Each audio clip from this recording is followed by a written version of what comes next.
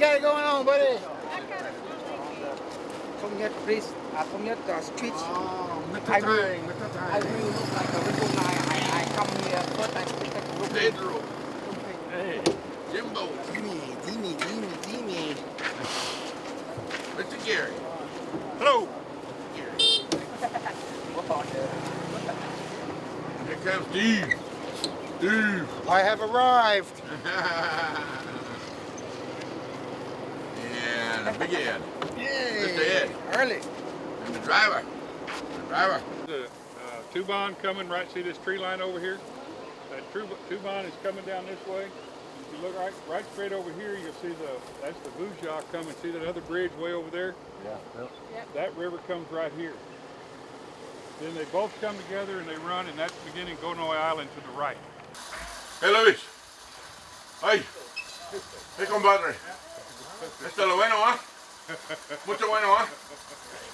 Vámonos a la casa, pero en cerveza, plato. No más, chef. Cheers. Seguridades primero. Sí, el corazón. Mi corazón. Sí. Tutum, tutum, tutum. Okay, we've climbed 157 stairs to the top of Marble Mountain, where I was in 1967 when I first came to Da Nang. I came here for 3 days, and then they transferred me to Chu Lai.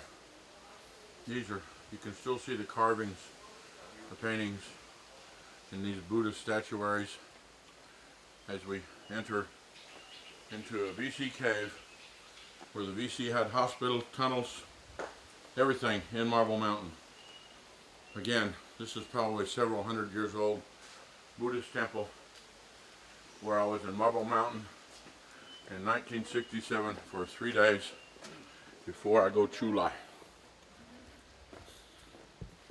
Your turn. Tell me about statue. She statue for the Buddhist lady. How old? She, the Buddhist man open here from the 1825. 1875. Yeah, 1825. Okay. 1825, so long time ago. And so Tang, tell me, 1875, a long time ago, they carved this statue. And now we go down into a VC cave where a hospital, tunnels, and VC all dig all this out so they can fight American.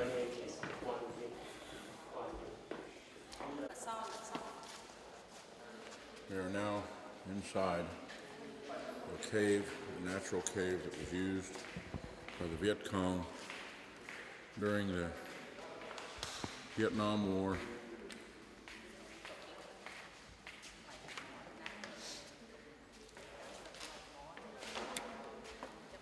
And as you can see up at the top, the natural opening to the light. The Viet Cong used this until we discovered them here and ran them off of this mountain and took it over for our own use. And in 1975, we finally turned this mountain back over to them. And we will have Tang tell you the rest of the story. Down. Same way we came up. And welcome Mr. Harley, come to the VC tunnel inside the Marble Mountain in Da Nang. What's the significance in there? In the Marble Mountain in Da Nang, it's opened on the 1825 by the second king of the Nguyen dynasty. His name from Minh Ma. And on that time, the Minh Ma, he come from north side from Da Nang, about 100 kilometers. He come from the citadel, Umbra city in Hue. He visit in this area. He saw look like interesting and look so nice marble. And from that time, he talked with the Buddhists. He opened, look like a temple for Buddhists.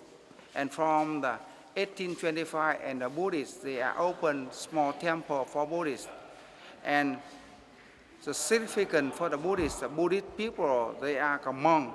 They on the top for the Marble Mountain, they are open for the two Buddhist temple, one for female and one for male.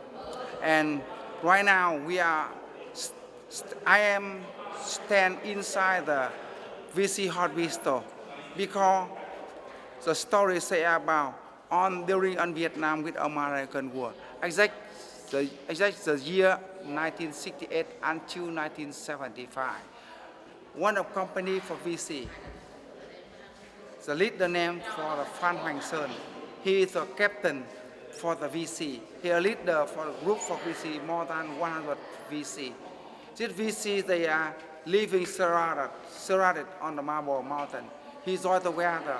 They are look like come here together. They hide inside here, and they are fought with American on the Marble Mountain airfield.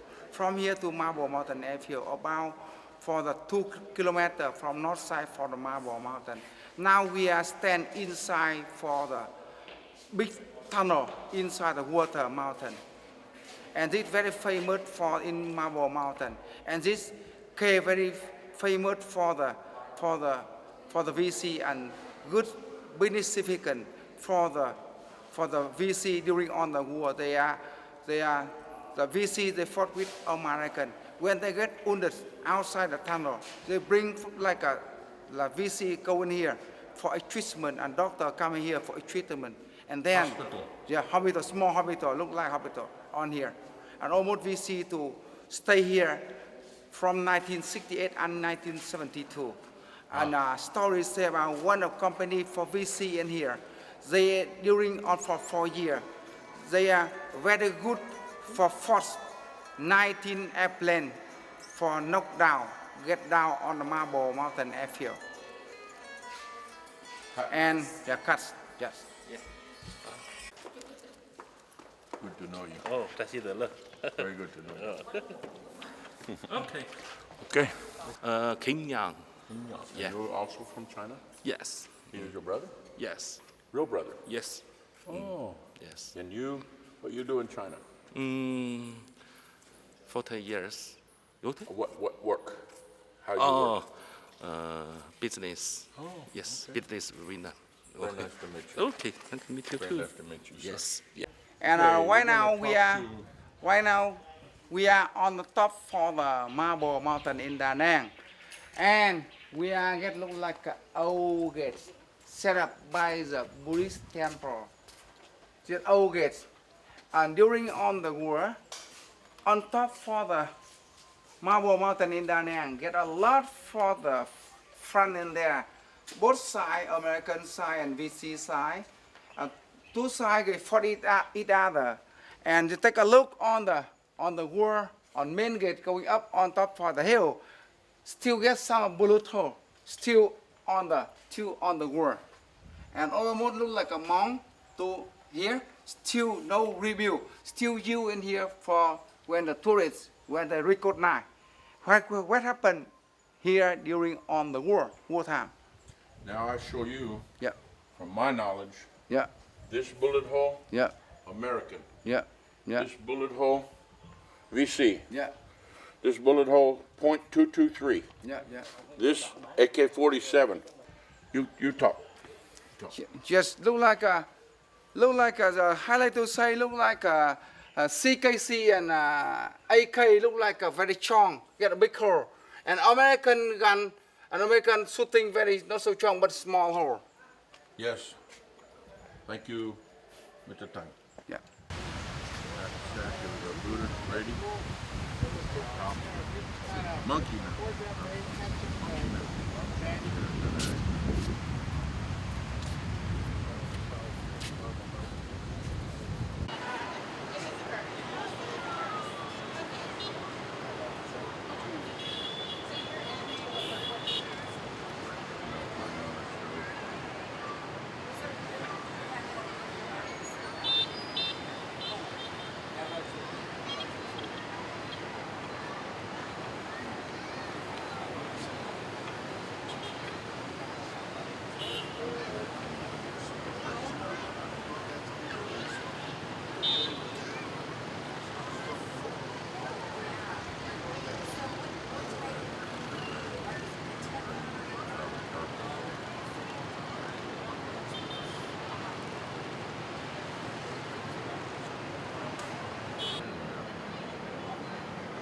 it come back.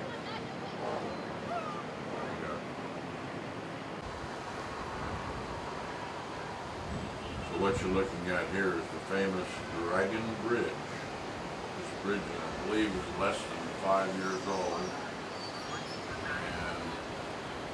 And then in the background over there, you see the reddish bridge. I'm not trying to get that light out of here. But tighten up the picture here now.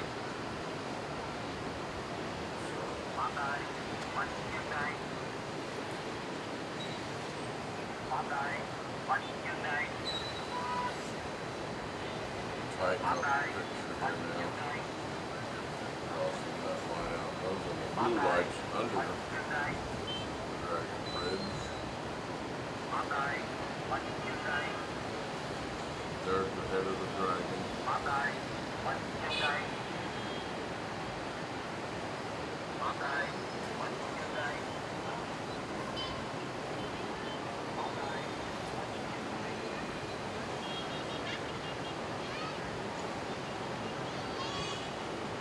Tighten up on that.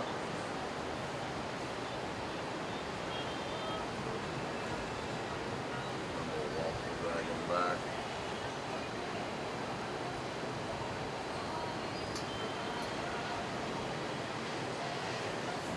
Big on right here, changing colors.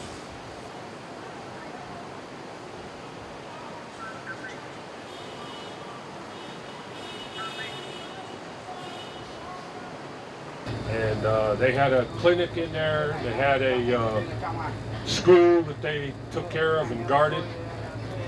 And I went out there to work with them, make sure they had all the medication and everything they needed. And February 6th, 1968, we went on a patrol because a lady came into the compound and said 5VC had come across the river. That 5VC turned into a reinforced NVA company. We ran into about 400 people. And I got shot through the hip. The guy next to me got shot between the tibia and the fibula of his leg. We were about a click and a half from the compound. And they had us pinned down for probably an hour before we could get some help in and get some kind of fire superiority to get out. They carried the other guy out. I got up and walked out back to the compound. Then we got medevac back to Charlie Company, 1st Medical Battalion, and then on to Yokohama to the 106th General Hospital. I spent 2 weeks there, and I was transported back to the States. Spent a couple of weeks at Oak Knoll Naval Hospital, Oakland, California. Then I went from there down to 29 Palms, in the Mojave Desert. About 3 months later, I was back here in Vietnam, again with 1st Engineer Battalion, but this time I was with the 3rd Platoon of Alpha Company.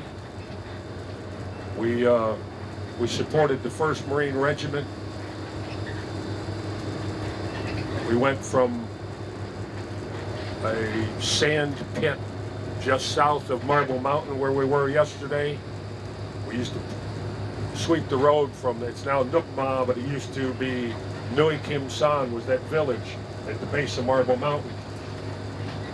We'd sweep the roads out, sweep the roads in, and sweep the roads across what became Anderson Trail.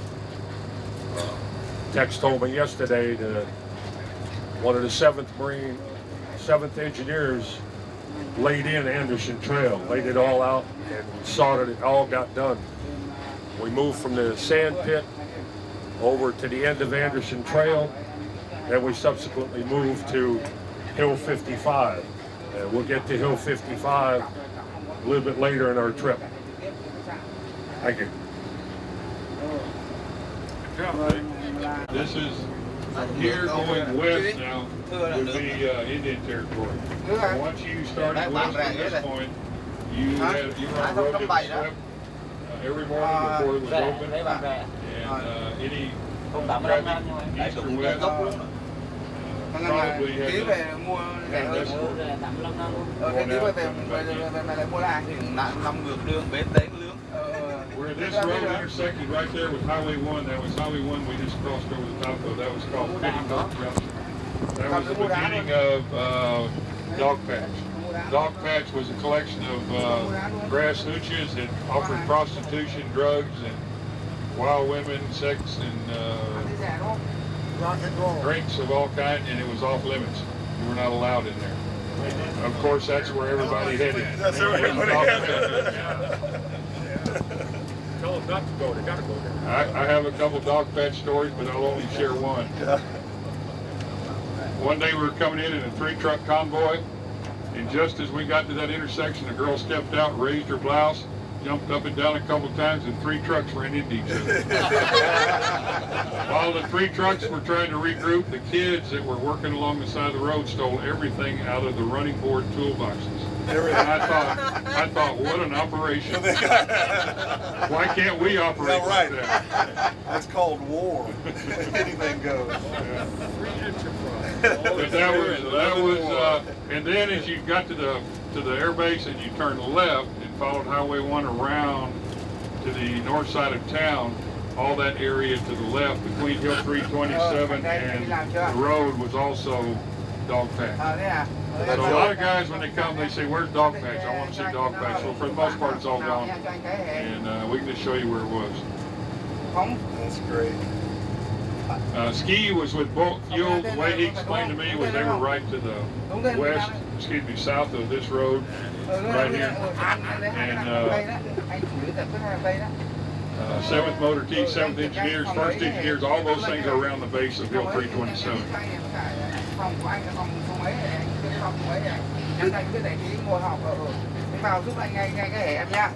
there. Yep. Yeah, we were on the back side of it. Yep. That's the backside of 327. So, I mean, that might be the road that led up into it right there. Could be. Don't you think? Yeah, it could be. I'll tell you what, I'll guarantee you that's exactly the place. See where that woman is walking right there? Yeah. Yeah. I'll guarantee you that's where the compound was. Okay. Because we used to come right out of the Ville, and it's about 100 yards from the edge of the trees to the beginning of the compound. Okay. Yep, right there. What I wanted you to see was, though, that there's 327. Yep. If you look over here,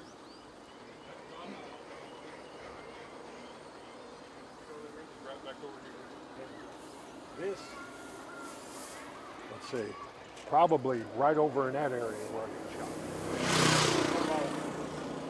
All click from the compound up that road. Well, you want to walk up this road into the village?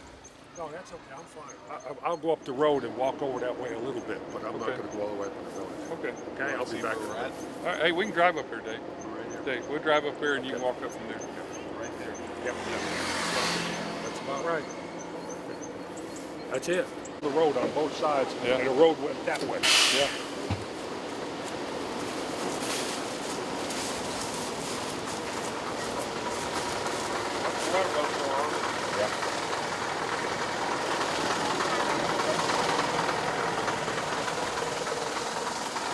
This went out that way and bent around. See, there's another road after you. Yeah. See it? Yeah. Right out there, right out, probably where that bush is. Motorcycle. Right. Motorcycle. Okay. So right where that bush is next to that clump. That's about where it went down. Too far. You didn't get very far out. Well, You were in the village over here? well, this was the compound right, Right here. Right here. Right here. Okay.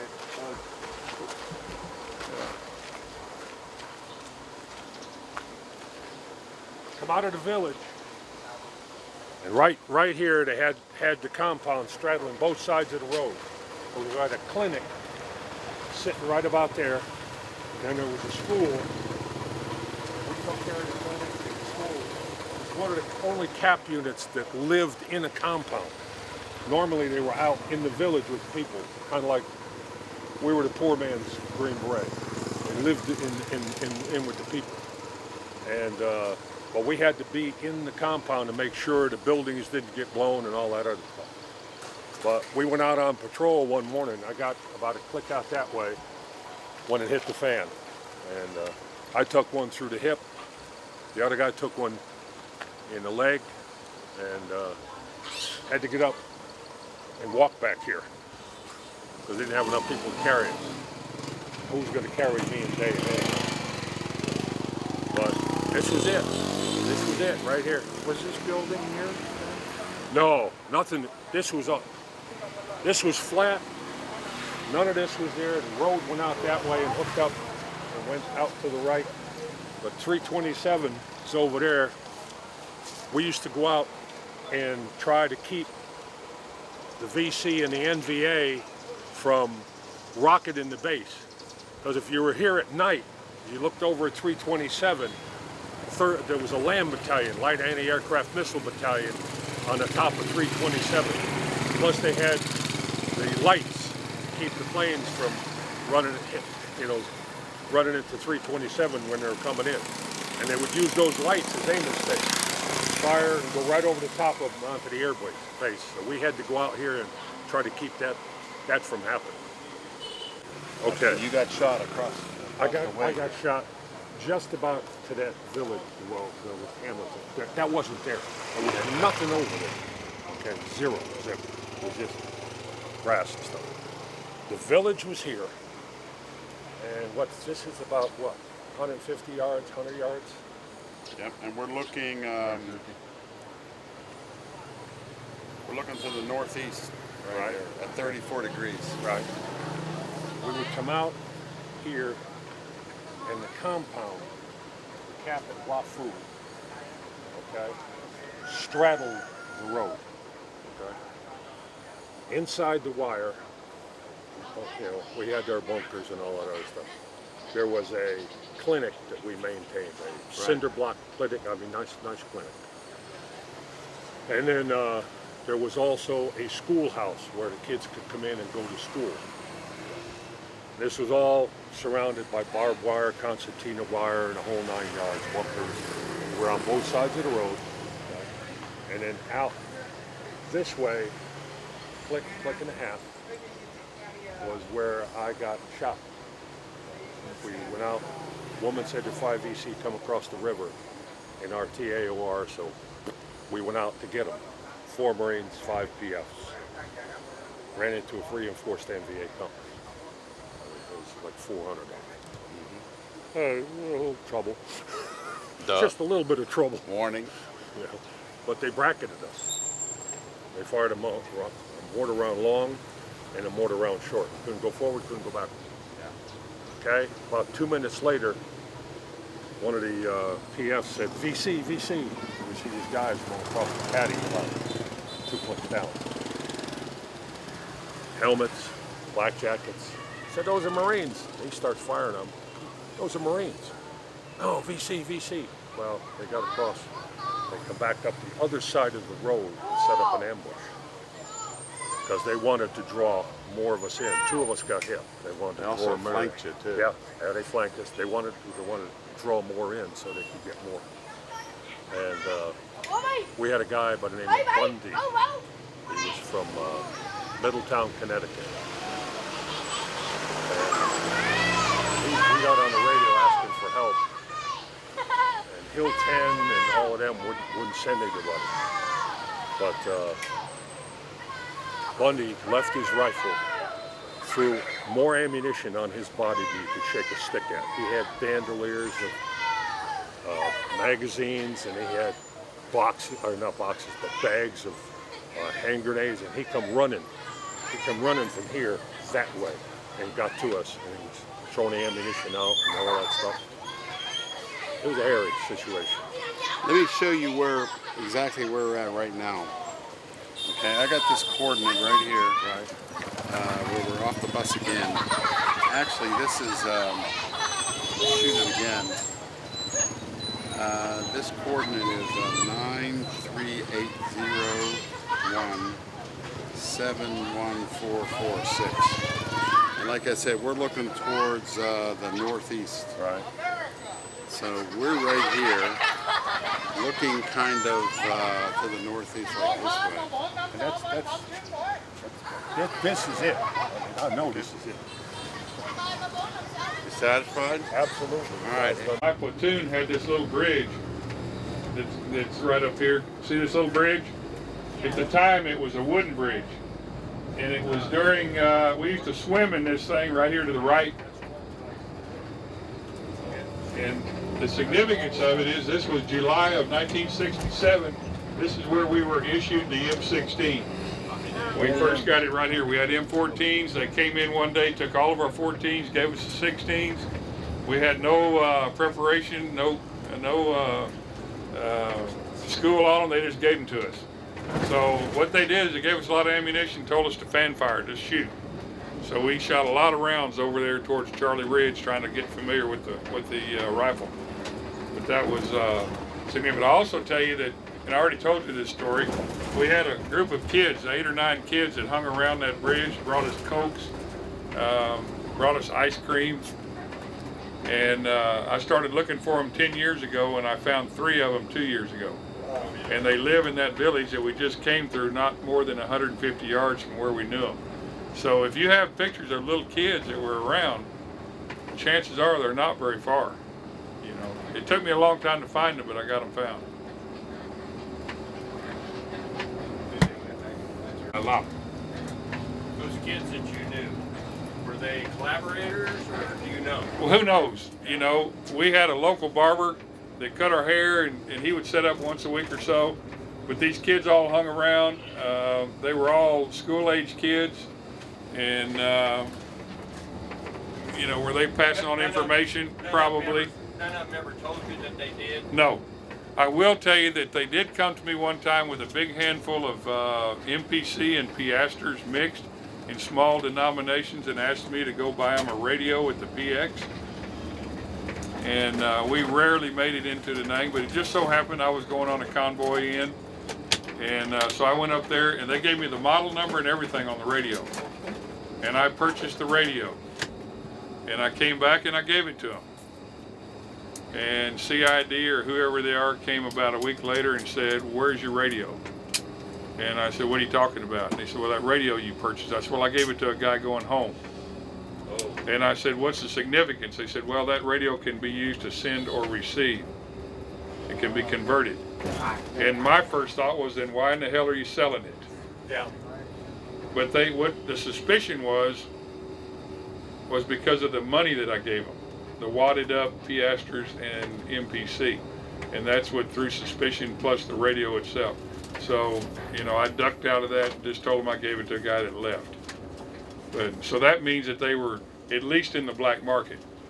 Okay? This is the intersection. Used to be big tank tracks as you turn the corner here. This church is on the left. It's the same church that was here. That church. Yeah. Wow. And of course, that's about it. I mean, it's like everybody's been saying, there was grass hooches out here and they weren't along the road like this. None of this was here. None of this is here, no.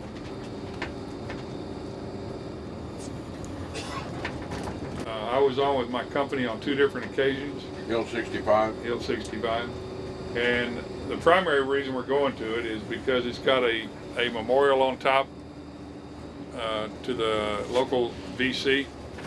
And it gives you a great vantage point of the Arizona Territory, and Dave has never seen it. So we're gonna look at it so Dave can see it. Dave Macedonia. Dave, you may have seen it. You may have been to 65. You know. Yeah. From 65, there's 2 more hills on this map sheet. There's Hill 25 and Hill 52. And at that point, you hit Highway 14 that runs north and south going to Kontum, Pleiku, and points south. Okay, and it's not very close. How far? 300 kilometers? 300 to Pleiku? No, more than that. 5? Nearly 450. 450 kilometers from out here to down to Pleiku. So it's a long way. On the Ho Chi Minh Trail and on the Highway 1, more than that. Yeah. On highway from Quy Nhơn, there maybe nearly 600 kilometers. On the Ho Chi Minh Trail, look like a shortcut cheap, look like cheaper. Had abandoned the base and the guys left. Gary can probably give you, I can't remember the numbers, but there's still some MIAs from that, from Camduck, and people just kind of ran for their lives to get out of there. About 14 MIAs. 14 MIAs from Camduck. Thank you, Gary. Never found them. That was the other place. Carrying water and look like a hat and camera going up on top of a hill, 65.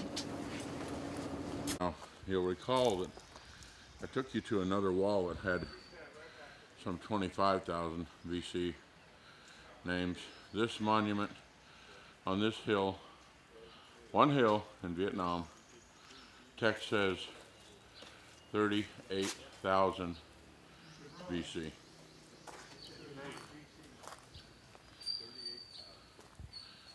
38,000 dead VC, local, all local boys. So if you multiply that times the rest of the country, 25,000 in one place, 38,000 here, they're already past our 58,000. Not to diminish our boys. Just telling you that for every one they took, we took 10. Bring that up again, we'll vote on it. Yeah. Well, I just humped up a trail. Here we go. How's it going, Harley? Morning, Larry. Good morning. How are you, sir? We're at the top. At the top. Morning, Jen. Good morning. How are you? All right. All right. Morning, Ed. Harley Davidson. How are you, sir? Good, how are you? Mighty fine. At the top. No more climb. Maybe a little bit. Squishy bit. How we get down? Roll. Morning, Jim. Good morning. How are you, buddy? Good, good. All right. Morning, Pedro. Morning. How are you, buddy? All right, all right. All right. Morning, John. How are you? Speechless. Speechless. All right, one more time for the camera text. Say that again. Vujia River. Vujia River. Okay. We all said Vujia, Vujia. Yeah, of course. but we later found out it was Vujia. That almost sounds French. Yeah. This is hill 65. 65. Hill 65. And that is because it's 65 meters high. Yes. That's right. Supposed to. I don't think they're looking at views. Yeah, probably. Well, you know, at the time we probably didn't. We probably didn't. No, you were looking for VC. VC.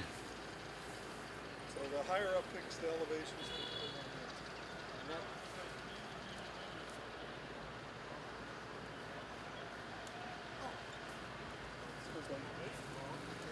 So what the hell? Let's go back and use those. Yeah. They'll never find us. This way. Is Dave not coming up? He stopped at that landing. He was yelling about his knees. So that big hill over there, is that Charlie? Charlie Ridge. Okay, since he's not coming, I'll go ahead and give you all a real quick layout of things. Right now we're looking due west, looking down the valley, the Vujia River, and the Song Trabong that was yesterday. We saw yesterday makes kind of a pie shape with this area to your left. That is called the Arizona Territory. Today you're seeing it from the north side. Yesterday we saw it from the south side. That was all Indian country. Okay, straight out this valley to that bottom of that hill that kind of comes in the middle out there. There was a special forces camp there, Phung Duc. Phung Duc Special Forces Camp. We could see lights out there at night. They had generator and lights. We didn't. We used candles, and we kept everything dark. But the Special Forces Camp, I guess because of their relationship with the locals, had good facilities out there. See that hill that's past the last tree line there? That's Hill 52. Mike Company 37 was on that hill. Okay? And we're going to go back by Hill 37, and that's where Lima and Kilo. There's 4 companies in a battalion. Okay? 3rd Marine Regiment Hill was Hill 37. So 2 companies stood back and watched the battalion hill, and the other 2 companies were placed out here where we ran patrols and what have you. I'll tell you a couple interesting stories. One day we were here, and I think if I recall it was in the afternoon, and we were all, this is a big hill. We were all over this hill, and we saw an F-4 Phantom coming over Charlie Ridge, and he was smoking. And he punched out, and the plane landed right down here. I mean, it went like that. I've got a black and white photograph of the smoke plume when it hit. The pilot continued to drift and was drifting down across the river. The VC were coming out of the tree line to get him, and we were breaking and running off this hill. We always had a reactionary platoon. Somebody, that's their job to any emergencies to react to. The react platoon took off, and they were going to have to run across the river. Well, while all this was happening, Jolly Green swooped down, grabbed him, and flew off, and we never got to say nothing. You know, You say Jolly Green, you talking about Chinook? No, it was a 53. CH-53. A 53, yeah. And my understanding is this pilot lives in Orlando, and at some point in time is going to come to our reunion, but I haven't ever met him yet. But and how he got shot down was the VC and NBA up on Charlie Ridge just laid down and shot up in the air, and he happened to fly through it. They just kept up a constant barrage, and he flew through it, and that's what did him in. And to my knowledge, it was a single-seater. It wasn't a two-seater. But he stuck the plane right here. Also, we had a cap unit here, just like Dave was talking about, you know, where he stayed in the village with people. We had 6 Marines that stayed down there. They got overran one night. A guy named Greg Vandewally was killed. After the fact, I found out that Greg was from San Antonio, and I know the Vandewally family well now. They're great. They're oh, come on, Alsatian vegetable farmers. And they produce a picante sauce. Great stuff. And so in 1997, we invited them to our reunion. There's a city park in San Antonio named for Greg Vandewally, and we held it there. We did a memorial service, and they brought picante sauce for everybody. And it was a good time had for all. Great family, great family.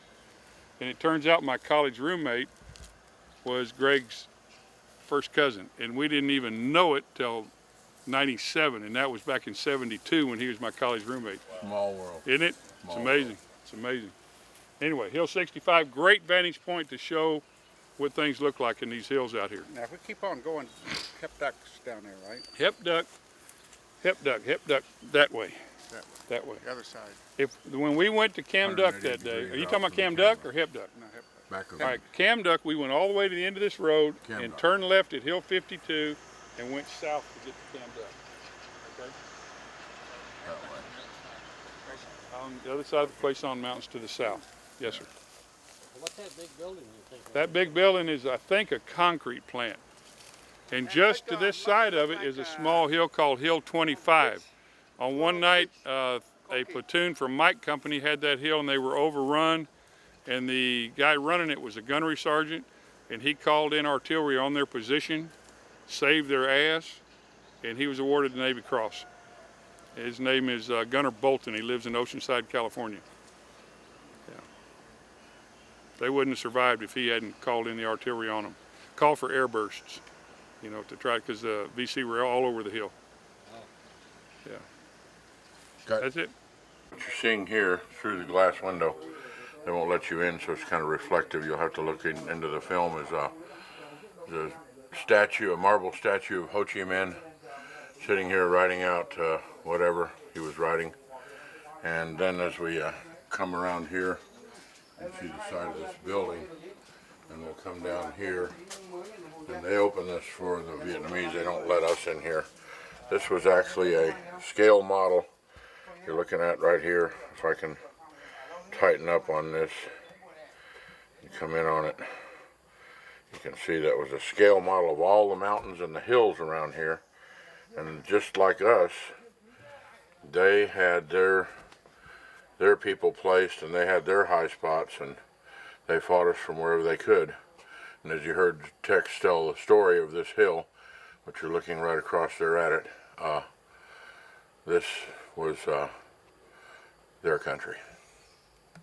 Basically, what we have here is a huge Buddhist monument and temple with, as you saw, Ho Chi Minh, and a monument to 38,000 local VC who died in this local area.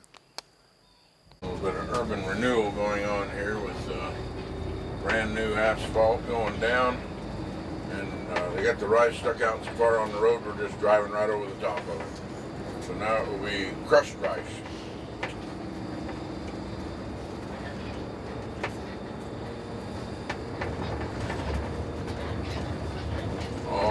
All this used to be just dirt, right, Dex?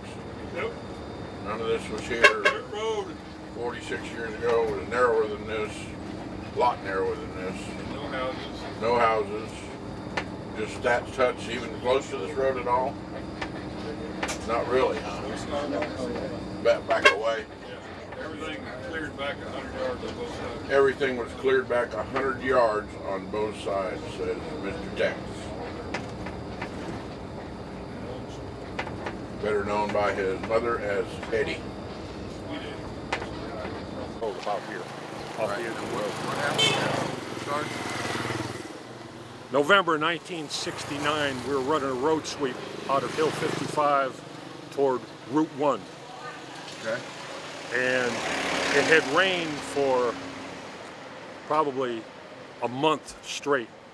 And the water was coming across the road, and it was thigh high. Thigh high water, okay? One of our security personnel, a machine gunner, got swept off the side of the road. And he was in over his head. He had his machine gun, ammunition, flak jacket, helmet, all that, and he went down like a rock. His squad leader was an African-American corporal. He dropped his gear and went in after him. The squad leader couldn't swim to save his soul. But he went in, he went in to save this guy. I dropped my gear and went in after him. I dropped down all the way to the bottom and raised my hand to see if I could feel air. The water was over my head and over my hand. There was no water. So I had to get back up to the top. I grabbed the hold of the squad leader, and we got to some elephant grass and grabbed onto it and held. And they had to call a chopper in to get us out. Now, I was rated as an expert swimmer in the Marine Corps. Right. I'd been through water survival, water safety, and all that stuff. But I couldn't get myself back to the road, let alone drag somebody back. But you were able to hold him there. But I was able to get him out. I couldn't find the gunner. How long did you stay in the water? Probably stayed in the water a half hour. Half hour. Yep, holding on. You got a pen? A pen? Not with me. I had this location marked, but I must have dropped my pencil. Just give it to me. I can remember numbers. Just remember this number. 149. 149. Okay. He's waiting. All right. I wanted to just ask you one more question, if Sure. I may. At that time, in that kind of rushing water, I know in the rice paddies you got the leeches. You come out of there without a leech? No, I didn't have a leech on me. Water. Nope. Running water kept them off of us and all that. The worst part about it is we didn't need to be out there.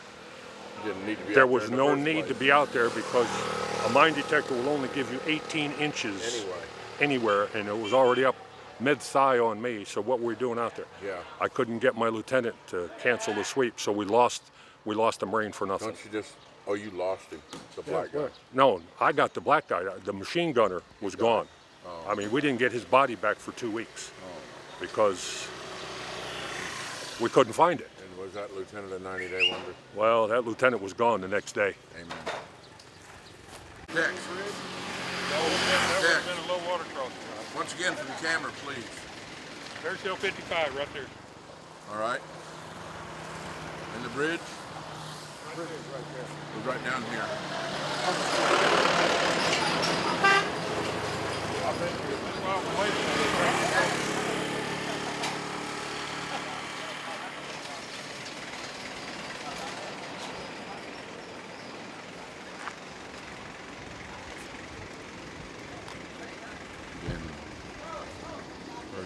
Just one of the stories of it.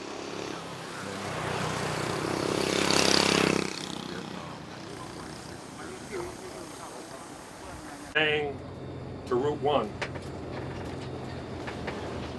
Now, back where I stopped, approximately back where I stopped, we lost a security man. One of the machine gunners got swept off the side of the road, and we couldn't get him out. He dropped like a rock. We found his body about 2 weeks later. When he went off, his corporal dropped his gear. He's an African-American corporal. He dropped his gear and went in after him. And I looked at him and I knew he couldn't swim. he was dying out there trying to get this guy. So I dropped my gear and went in after him, and we were able to get to a tuft of monkey grass and hold on. We were in there for about a half hour. We held on until they could get a helicopter in and pick us up out of the water, and then go back to the base. And the lieutenant? The worst part about the whole thing is this kid didn't have to die because we didn't have to be out there. A P-153 mine detector will only send out a beam 18 inches. They'll send it through water, dirt, you name it. You're looking for metal. It'll only pick up metal. It won't pick up anything else. And if you got water running across the road that's thigh high or mid-thigh on me, that's a lot more than 18 inches. And I tried to get them to call off the sweep and they wouldn't do it. So that kid died for nothing. And the next day, the lieutenant I had was choppered out because they didn't want him to get fragged.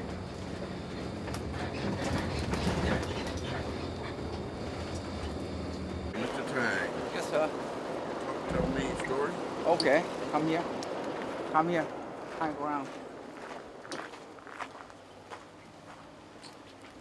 Mr. Tang going to tell a story of, this is old French War monument.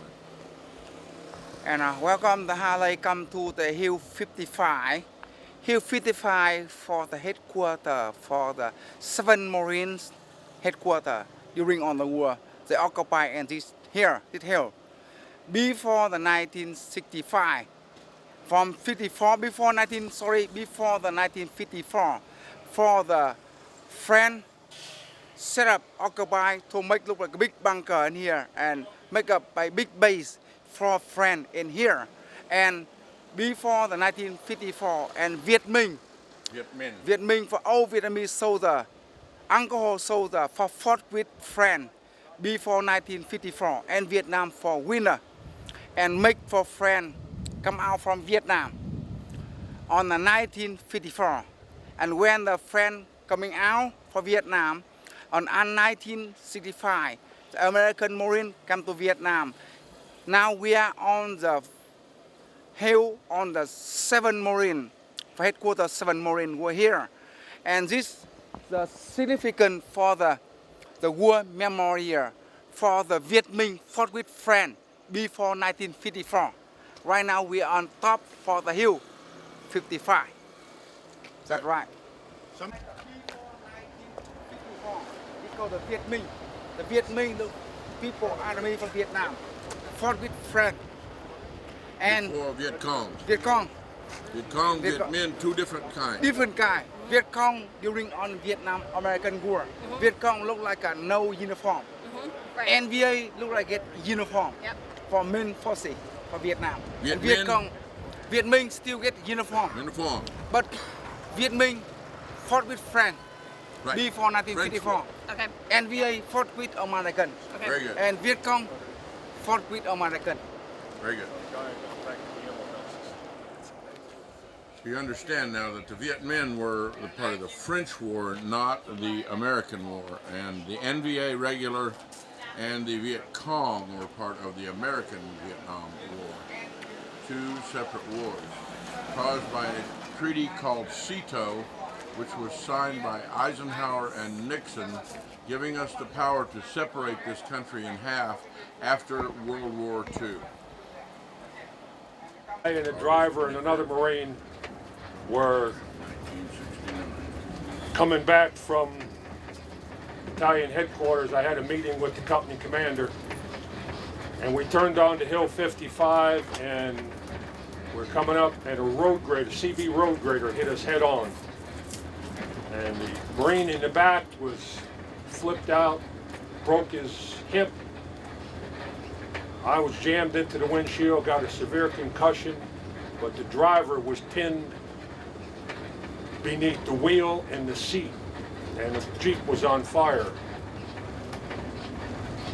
Through the grace of God, I was able to get up on the top of the Jeep and pull the steering column, the wheel and the steering column enough so that they could get the driver out, but he had third-degree burns from his hips to his ankles.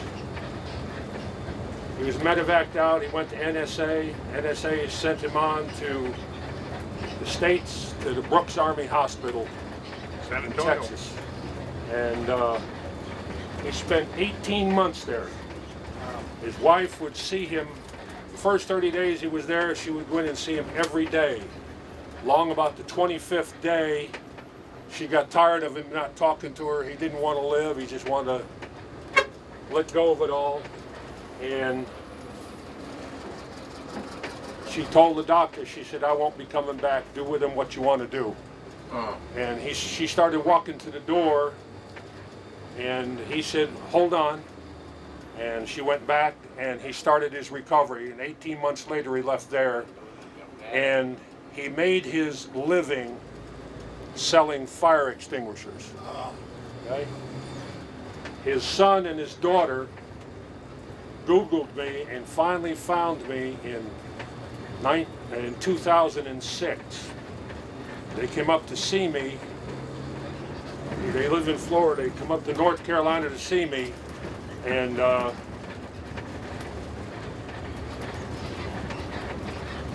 we visited. They give me a plaque, said we are forever grateful, so on and so on. And his son got me aside. He said, no, Mr. Hammock, you're responsible for 7 people. I said, what are you talking about? He says, you pulled my father out of the Jeep, we weren't even born yet. And he has 3 children, his sister has 1, so it's Joe, John, Jennifer, and 4 children. That's my story.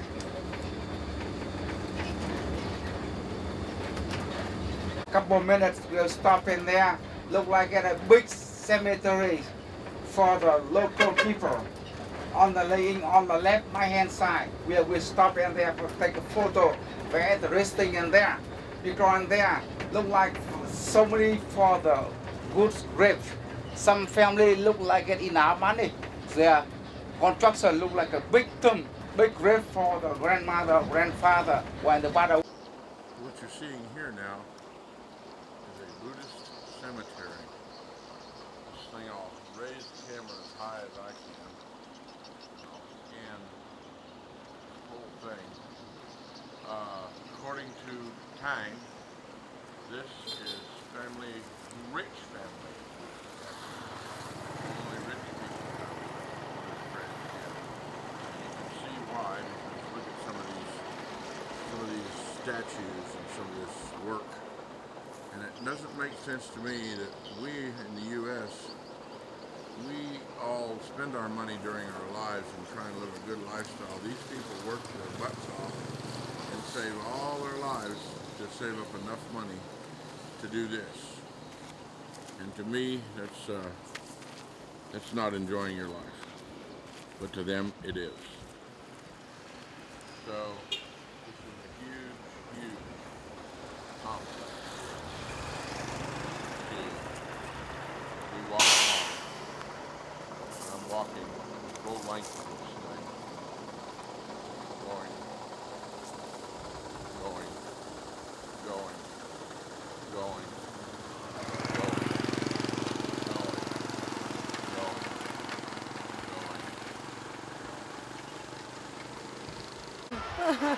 This is Sister Catherine. Yes. She is with us today at the, what church? Sacred Heart Convent. Sacred Heart? Yeah. Very good. And let me get this a little Yeah. further out here. Yeah. And we go. We need to go see. Yeah. We go visit our children. Okay. You lead. We'll follow. Yeah. All right, guys. All right, guys. Follow. Follow miss. Follow one in control. Take you upstairs, please. Of course. Okay, Is there anything we can do here without stairs? Job. Work. What's your job? What's my job? Yeah. I'm a teacher. Teacher, vỗ tay. Rồi, hát. Hello.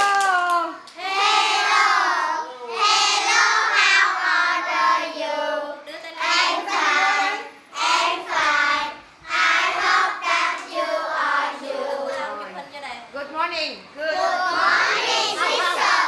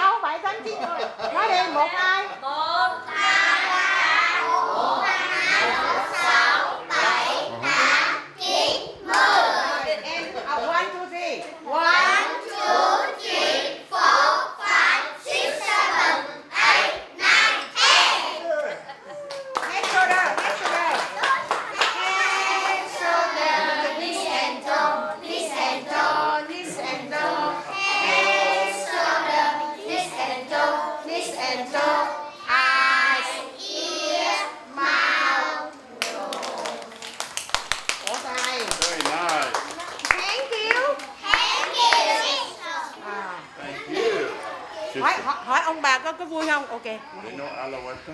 Dạ, dạ, dạ. Ask them if they want to hear it. Yeah, Do yeah. they want to hear Alahueta? Alawater, dạ. Alawater đó.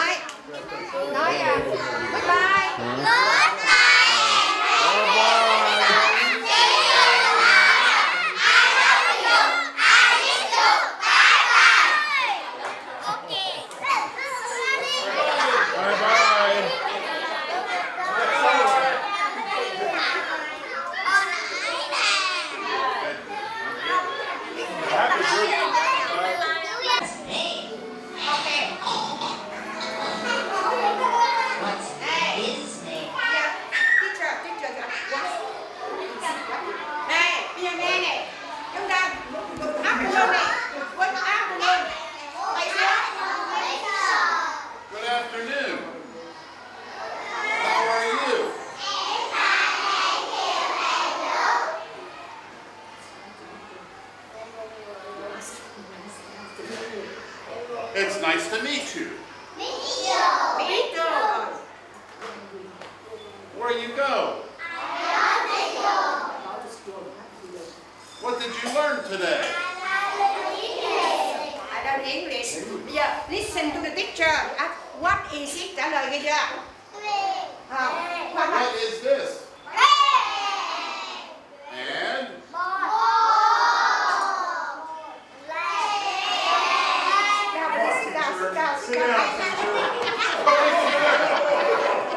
Oh, sit down, teacher. Hold it, sister. I have to get the camera out of my pocket.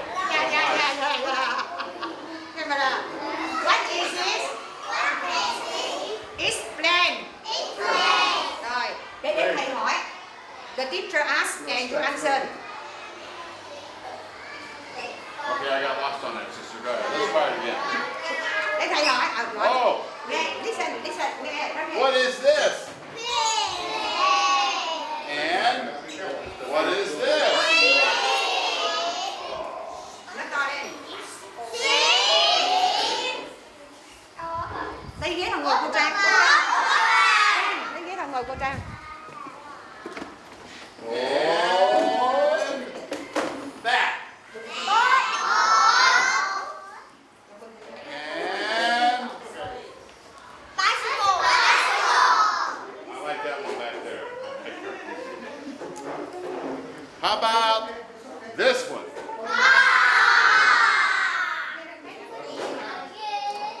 Here's one you'll never know. Are you ready? Say ready? Yes. Ready? Yes. To lên.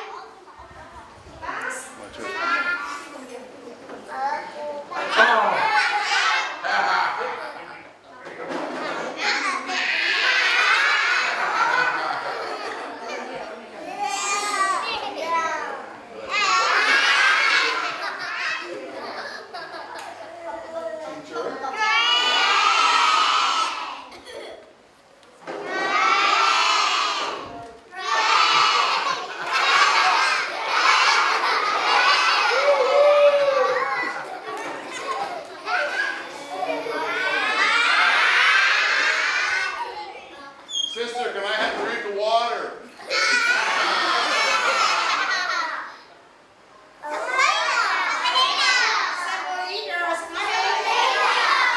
For the camera? For the camera? Aha!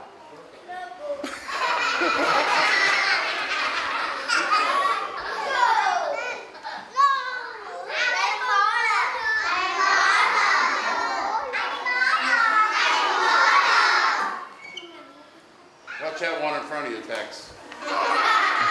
There's one in every group.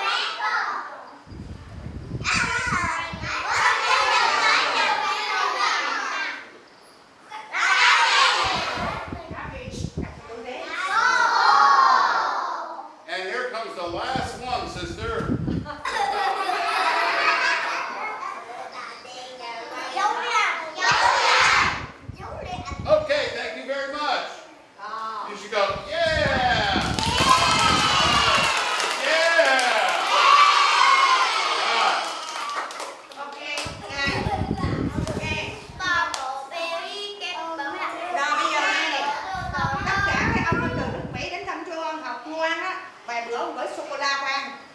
I am telling them if you are to be good children and during Christmas you send chocolate for them. I sent chocolate? Yes, I tell you. He is Spanish. His father Spanish. His mother, his mother Vietnamese. Okay. And then now, don't you stand up? Sit down, please. Stand up. Say goodbye.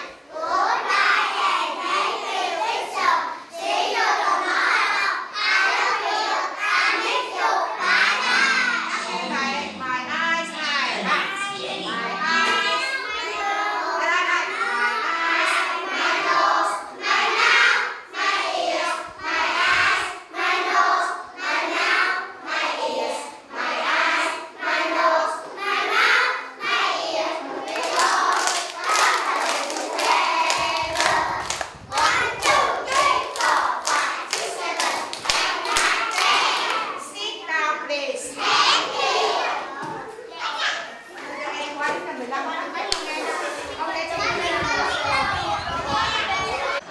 You did very good. Oh, thanks. Very large complex here. They're all orphans. Good.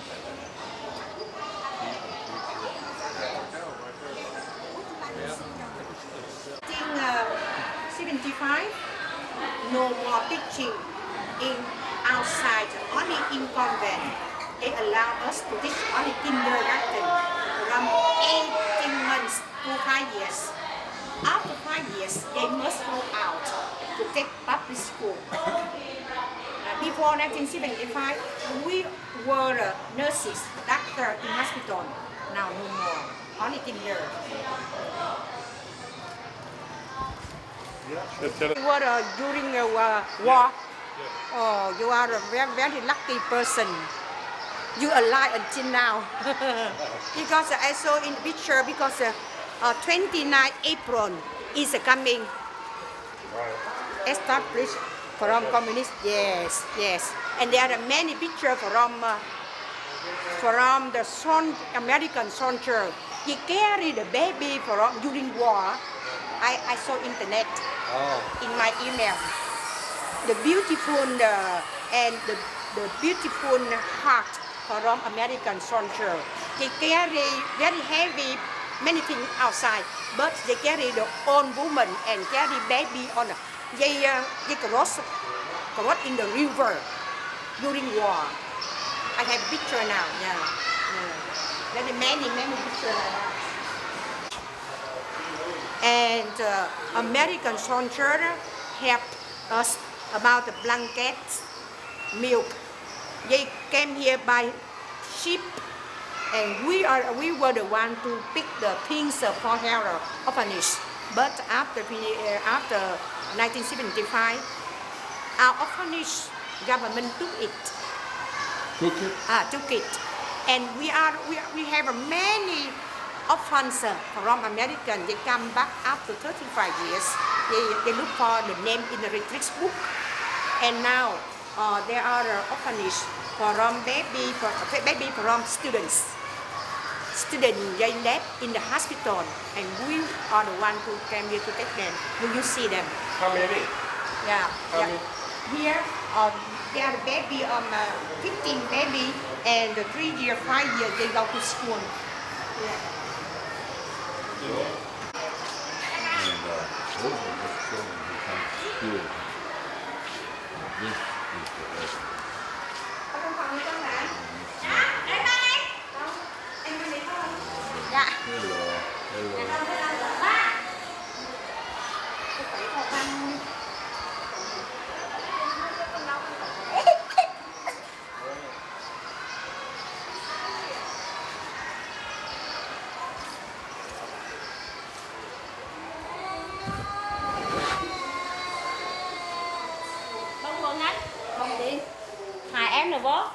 Most of them are from students. No mothers, no father, and the student. When they had pregnant, we give them consolation to take care of the baby until until they giving the baby. After that, the next baby they go back to school, and we are the one to take care of them. Rồi với họ đi vô đi sớm. Thôi kệ nó sao con chặt quá rồi. Hello.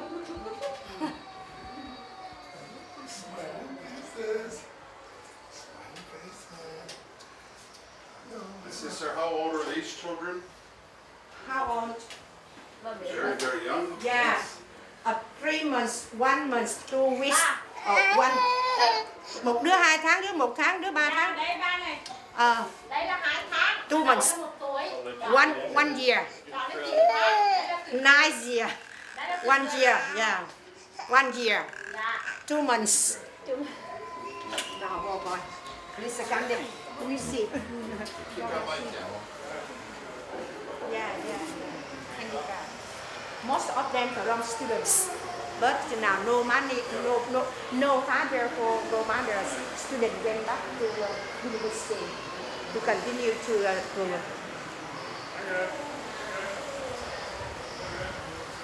How many orphans do you have? here, Yes. but do not get anybody. In life? Yeah. How many? Yeah, how many here?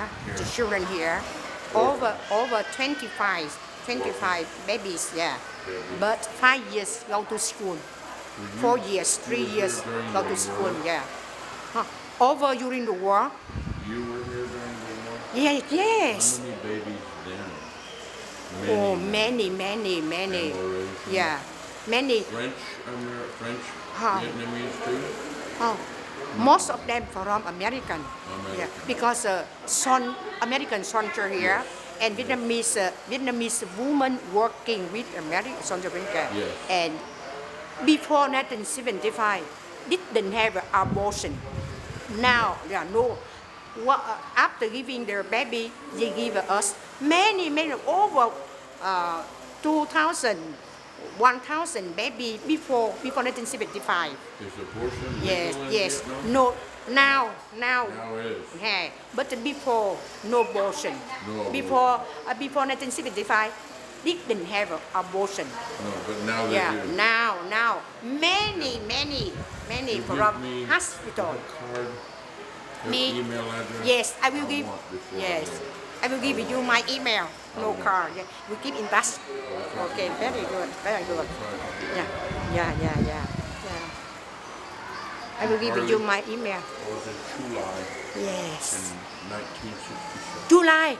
July. Oh, July. I was in Tam Kỳ. Yeah? Yes, very young, only 13 years. Not yet become sister. And after Tam Kỳ, they are the bomb.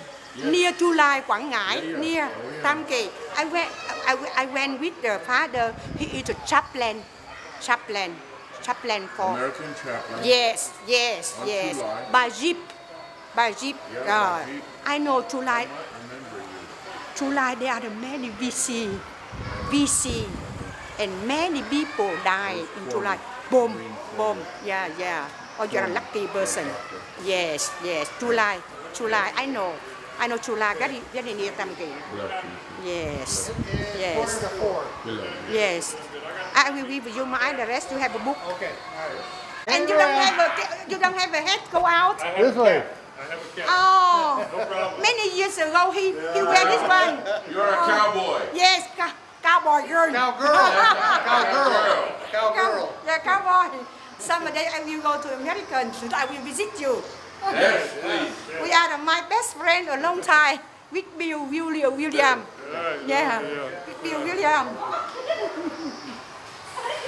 It's called a passing of the hat. This is church. Catholic church. Water station. Rooster on top. Other name. Christ.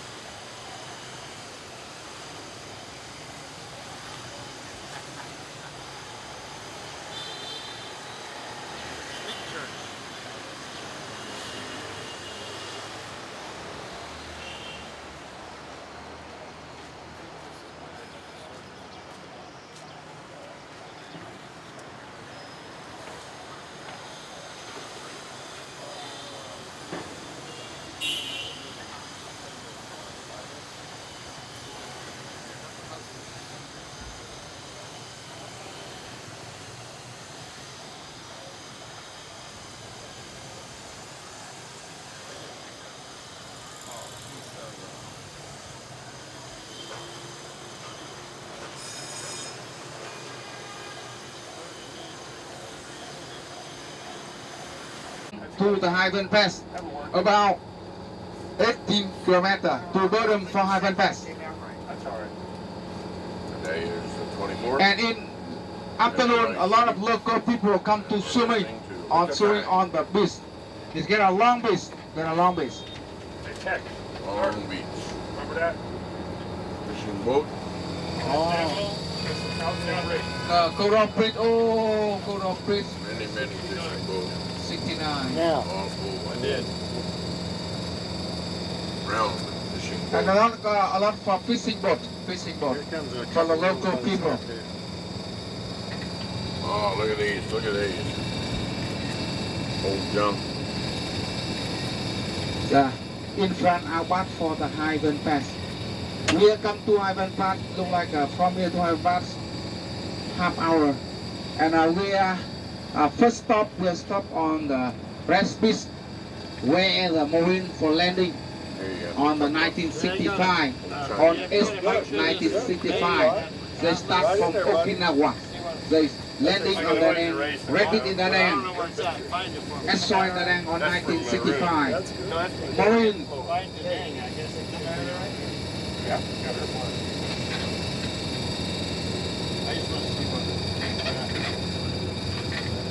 The incense for make a flower and beer look like a copy money, look like we did in Marianne's before they come to the ocean. Because before come ocean to make for incense, for good luck, for get a lot on the ocean, to get a big fishing nest.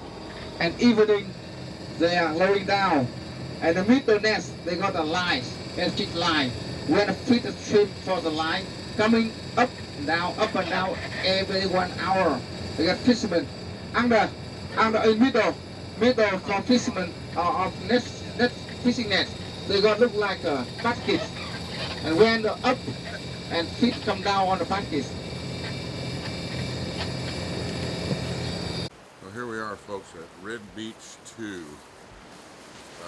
This is the initial landing site for the Marines who came ashore in landing craft, greeted by the mayor of Da Nang and girls with flowers. They came ashore in full battle gear with M14s locked and loaded. High-Vaughn Pass is up there. High-Vaughn's in that little swag between those two big hills up there, where the mountain pass is. The train goes through the mountains, but it stays down closer to the water. I think it goes through 9 tunnels to go from here to Way. I made that trip one time. It was pretty interesting. It's only about a 3-hour trip by train. Do you know when they built those tunnels? Yeah? Oh, a long time ago. Long time ago? Yeah, French built that railroad. Okay. Yeah. Tex, again, this was what? Red Beach 2, 3rd Marine Division, 9th Marine Expeditionary Brigade came ashore here. They were greeted by the mayor and tourists, sightseers, and flower girls. And they were in full combat battle. They were ready to go. 3,500 Marines came ashore within 2 days here. Primary objective was the air base to be a guard for the air base. And then from there they started bringing in troops into the air base. 9th. They were requested by the guy that made it. Yeah, they were requested by 2. Golf with the guy that made this landing? Yeah. What did he have to say about it, Ed?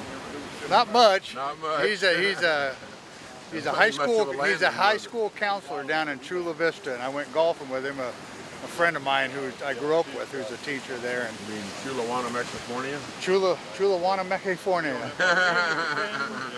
Cuando los gentes hablan español. Sí. Mucho. And FLSG was all out in here. Was all out in here. I actually stayed here in 1970 when the Marines were pulling out, and we came down here for 2 weeks. There were hooches all back in here from the Marines, and we stayed in those hooches and guarded the ammo dump while they pulled out. That was with America. Good duty. No, this is 101st Airborne. 101st Airborne, okay. Yeah, and Screaming Eagles.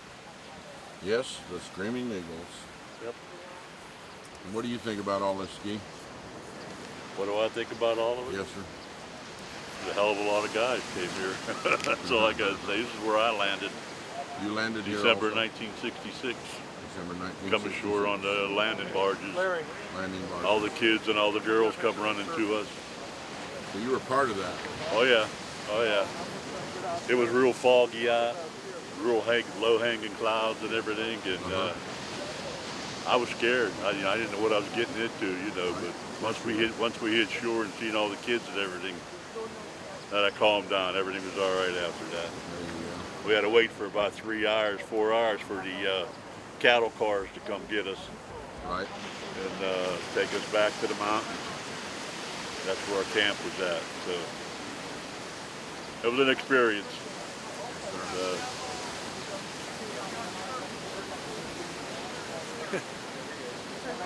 trio's out there working. He's surfing.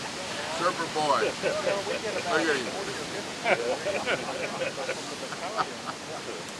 They have fun, I'll tell you that. Okay, onward and upward, ladies and germs. So here we are with my buddy Ski. We just climbed about, what would you say, Ski, 3,000 feet? 3,000 or so. Probably 3,000 or so up into the mountains, heading to Way. You're looking out across, I'll zoom that out for you. Quick zoom. You're looking out across that this whole bay area. And then back the other way. Little ship out there. Little beach down there. That is Da Nang Beach. As they called it back then. They call it now, who knows.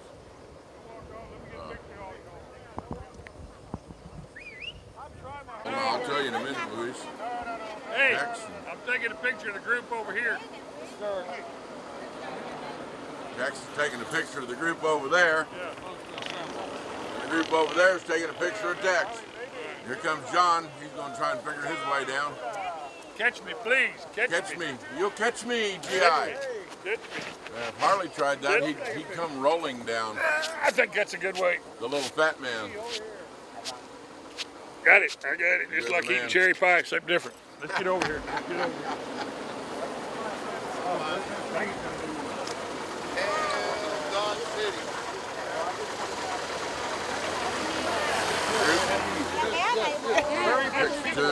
Turn around. Everybody look. Thấy con đồ mẹ đâu. Tang. Tang. Có một đồ đó à? Cái mua à? Mua con đồ, mà đi con đồ nữa. Thấy. Clyde, my man Clyde. We're headed for airborne country. It's supposed to be your country. Airborne, I was not near here. But for one air mobile trooper to one airborne trooper, I want to present you with 101st Airborne. Oh, thank you so much. Hey, Clyde. You know what this means? That means when I come to Dodge City, you take me to a bar, Knights of Columbus or whatever. I'll take you to the Long Branch. When I put my challenge coin from the 1st to the 501st Infantry up on the bar, you better have that in your pocket. I will. If you don't have it in your pocket, all your guys from Dodge City will be very close to me because that means you buy. I do that anyway. You do that anyway. Here, show me your medals, guys. Hold them up there. There you go. There you go. Thank you. Thank you. That's very nice. Very nice. One airborne. Airborne. Where do you find medals like that at? Oh, I get them for our reunion. Thank you, David. So what we say is, airborne! Airborne, Sergeant. All right. Air Force! Okay. This area here with the Buddhist monument, of course, is living quarters and old bunker and watchtower for the French from the Viet Minh War. This would date back from 1948 to 1954 before we came in 1955. So not the Vietnam War, but the Viet Minh War.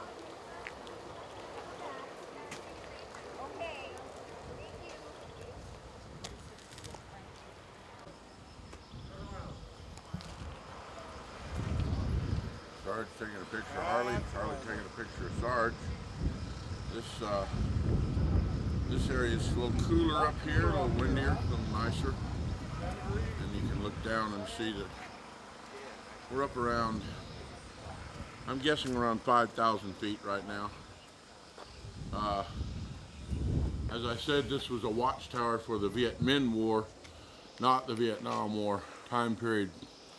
1948, 49 to 1954. And then this one here was a gun emplacement. They actually had heavy guns in there, possibly a small cannon.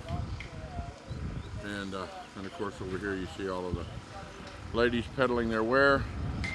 And I got away from them as quickly as I could, because I'm tired of being heard Happy Buddha. That's me.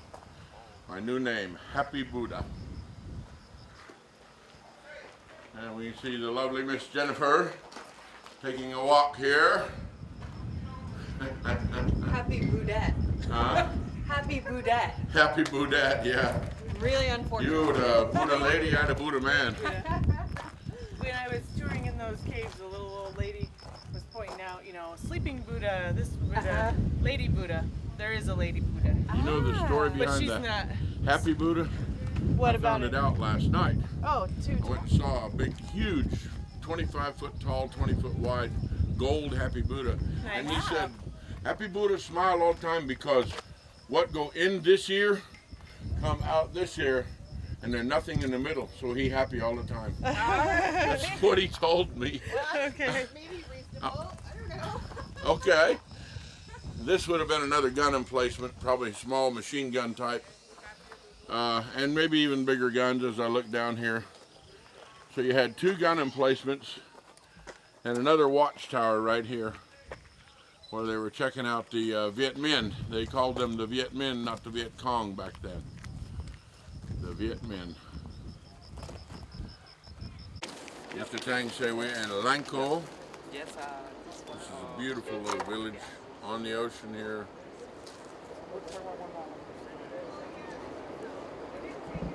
Come all the way down from about 5,000 feet. Back down to a gorgeous little village. Bridges. Big bridge over there. We're going to go through a tunnel going back, say about 45 minutes. Mr. Tang, what you have to say about this? And welcome the Harley come to the Hyven Pass. And right now we're going down for Hyven Pass. We stop on the Lang Co village. It's a village in there for Peninsula for the Lang Co village. Peninsula for Lang Co Yeah, village. yeah. And look like a bridge, and they get out from the tunnel. And in the railway roads come out from tunnel. And we are on the look like a Lang Co big resort along for the village. Yes. Yes. And almost look like a Lang Co village. They are a fishing people, the fishing village. Right now the fishing very good for fishing. And right now the fishing together, and they open look like a business for the small hotel and the resort for business. And they are very famous for the tourists. Almost tourists when they travel to Hyven Pass. We'll stop in here for a couple of minutes for get a good photo. Look like a Harley for this look like a my film. Thank you. Cut. Right, we're off on another trek here with Big Dave. He said you want to take a little walk on a little path and hear a good story. Follow me. So here we go.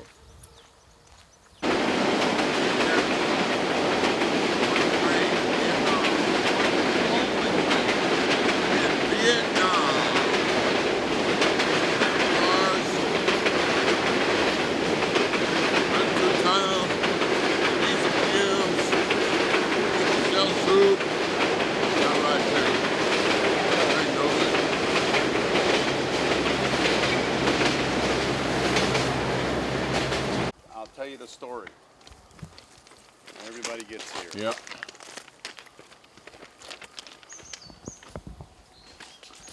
We just saw the number 5 go by. Headed to Petticoat Junction.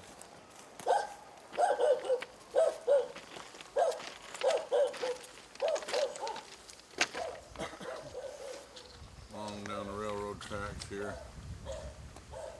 Was this probably a train stop at one time? I'll tell you, when everybody gets up there. I'm getting ahead of myself, aren't I?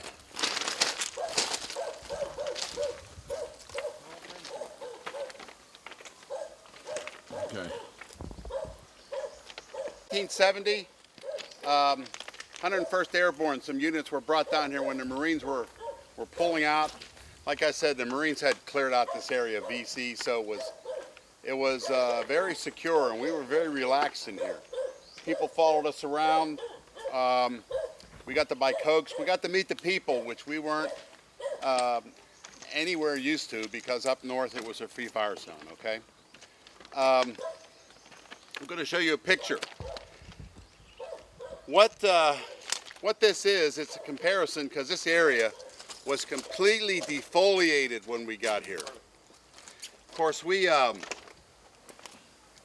drinking the water, we're taking swim calls and everything else. I didn't find out till years later when we had a reunion that a lot of our troopers were affected by Agent Orange. If you look out this area, it's completely beautiful. But in 1970, December 1970, it looked like this. And over here, this is the old train station. So it looked like this. I'll pass a couple of these around. I also put the coordinates on some of these. Anyway, we get into the conversation about the ARVN. I don't know about other infantry units, but the ARVN units that we were around, they seemed to be very lazy. They wanted us to do everything for them. So there was a lot of animosity that was built up. And you can see in the picture, right over here to the right, is they had these hooches and a series of hooches. It seemed as though all they wanted to do was just lounge around and play cards, and their families would come and visit them, which to us, it was like, you know, this is your war, and we're fighting it. So this was the start of when I started wondering, what the heck am I doing here? So as the story goes, okay, we were down here for about 2 weeks. And we came down here from the DMZ, like I said. But what happened was we got word that the train was going to come down and the ARVN were going to take over the whole operation of guarding their railroad tracks and all the bridges. So what they did, they slowly took us off to an area up here, way up on a hillside, and we had a panoramic view of this whole area of the railroad tracks. So we waited for our company to get up there, and the LZ up there was big enough to land Chinooks. So we were waiting, and of course we're fooling around, and we had Cokes, and we had these little rice things that they had given us or we bought, and we're waiting and waiting. And all of a sudden, we see the train coming, and it was a locomotive. It's coming from the north, going to the south to Langco, which we just came through. So we're waiting for the helicopter, and we're looking, and here comes the train, and the smoke's coming out of it, and there's like 3 cars on it. And we're watching and watching and watching, and we're milling around like a bunch of GIs, and we're going to go back to the DMZ, and all of a sudden, boom, boom, boom. And we saw the locomotive kind of angle onto its side and fall off the tracks. And everything got real quiet. And behind it, the other cars just followed along, and it just laid itself down beside the tracks, okay? Obviously what happened was they knew that we were pulling out and the ARVN were going to take over. So they blow up the train. In the meantime, we're standing there, dead silence. All of a sudden we look around and we just broke into an applause. Yeah! Just yelling and carrying on like a bunch of GIs would. Yeah.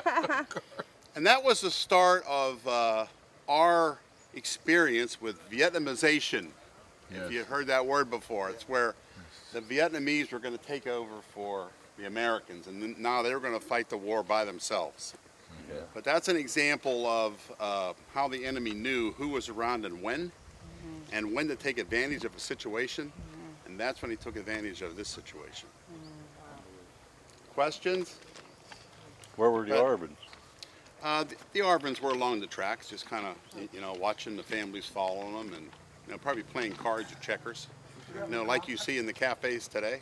That's how they acted. I mean, they're very laid back, very undisciplined. Did you have a compound you guys stayed in? No, we traveled around. Our base camp was in Phu Bai. Oh, okay. So what we did is they brought us to Phu Bai. they changed our uniforms. Of course, we do our uniforms for 45, 60 days sometimes. And you know, those uniforms were, they were put in a pile and they were burned. They weren't even washed. You know, another thing, somebody asked me once, well, what did you wear? And when I got in country, and this is a story off the subject a little bit, I got in country up in Fubai, and I went to the supply sergeant, and in Fort Lewis, Washington, they gave me a big bag of, I had a jacket and shelter half. I came with everything, okay? I got up there and the supply sergeant had this wooden table on sawhorses. He laid it all out there and he opened up my bag and put it all out there. And he started, shit can that, shit can this. You got underwear on? Yeah, shit can that, you won't need it. I mean, they took everything off of us. You know, Clyde's back there going like this because the same thing happened to him. I mean, the only thing they let me keep, they gave me a rucksack that was so friggin' uncomfortable. It was on a metal frame, an aluminum frame. They gave me a small ammo can. I had pen, pencil, paper, toothbrush. I had a razor, and that was probably it. Some envelopes, that's what they gave me. That was it. Everything else was war-related. Ammunition, claymore mines, hand grenades, weapon. Gave me about 3 or 4 extra magazines, and that was it. How much of that stuff do you think ended up on the black market? Probably a lot of it. Yeah. But the underwear, it's interesting. You know, they took all the underwear. Why would they send us over here, especially if you were a grunt headed for the field, with underwear? You know, T-shirts and stuff we never wore. Months and months later, we ended up standing down at a place called Eagle Beach, which is to the east away. And what that was, it was a stand-on area. So what they did, they brought us in there, they stripped our clothes, you know, here we are, standing in our birthday suits. And what do you think they reissued us? Underwear. Underwear, because that's what we use for bathing suits at Eagle Beach. Sure. So there was a little rhyme to the reasoning there. What about socks? Oh yeah, socks. Oh yeah. We always carried an extra pair of socks. Yeah. And the boots. I saw guys, never happened to me, but I saw guys, the boots were just rotting off of their feet. Right. Were they all leather at that time? Or they went with No, they were the Jungle regular. boots. But keep in mind, I was here late now. You know, 1970, 71. Early They were on in canvas. 65, 66, Tex, they had regular leather boots, didn't they? Yeah. Yeah, when we first got here, we had leather boots. Yeah, yeah. But that didn't work out too well. But No. getting another pair of boots really took a lot of finagling with the supply sergeants and your platoon sergeants. 7 weeks. You had to wear out the leather boots before they give you the jungle boots. They were hard to And the fill. jungle boots. And of course, we carried bug juice. You got cigarettes, and you had a bug juice one up in the helmet. We carried P38, so a lot of stuff that came in the sea rations we hoarded. Can opener. Of course, we always took care of the medic, and the medic has to be mentioned here because there's a pecking order. If my medic needed my pound cake and peaches, he got it. Because I knew that if I would get hurt, wounded, or injured, or whatever, that medic's going to come running. And he knew that we protected him.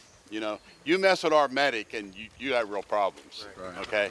I was like, we got around the Arvins. They wanted to get around our medics because our medics had medications. And we protected them. Did they have? I'll tell you a Corman story real It's quick. like, you know, if you mess with that medic, I'll kill you over it. Did they have the anti-personnel, the little darts that were in all the bamboo and in the jungle? We'd go on patrol and you'd pull them out and stick You them put them in your helmet. helmet? Yeah, Yeah, you put those in your helmet. but it was everywhere. I mean, you go see them stuck in these trees from when they blow these anti-personnel shells up, and they shot out all these looked like little nails with a pin on the back, and they were stuck in all the trees. Flechettes. Yeah.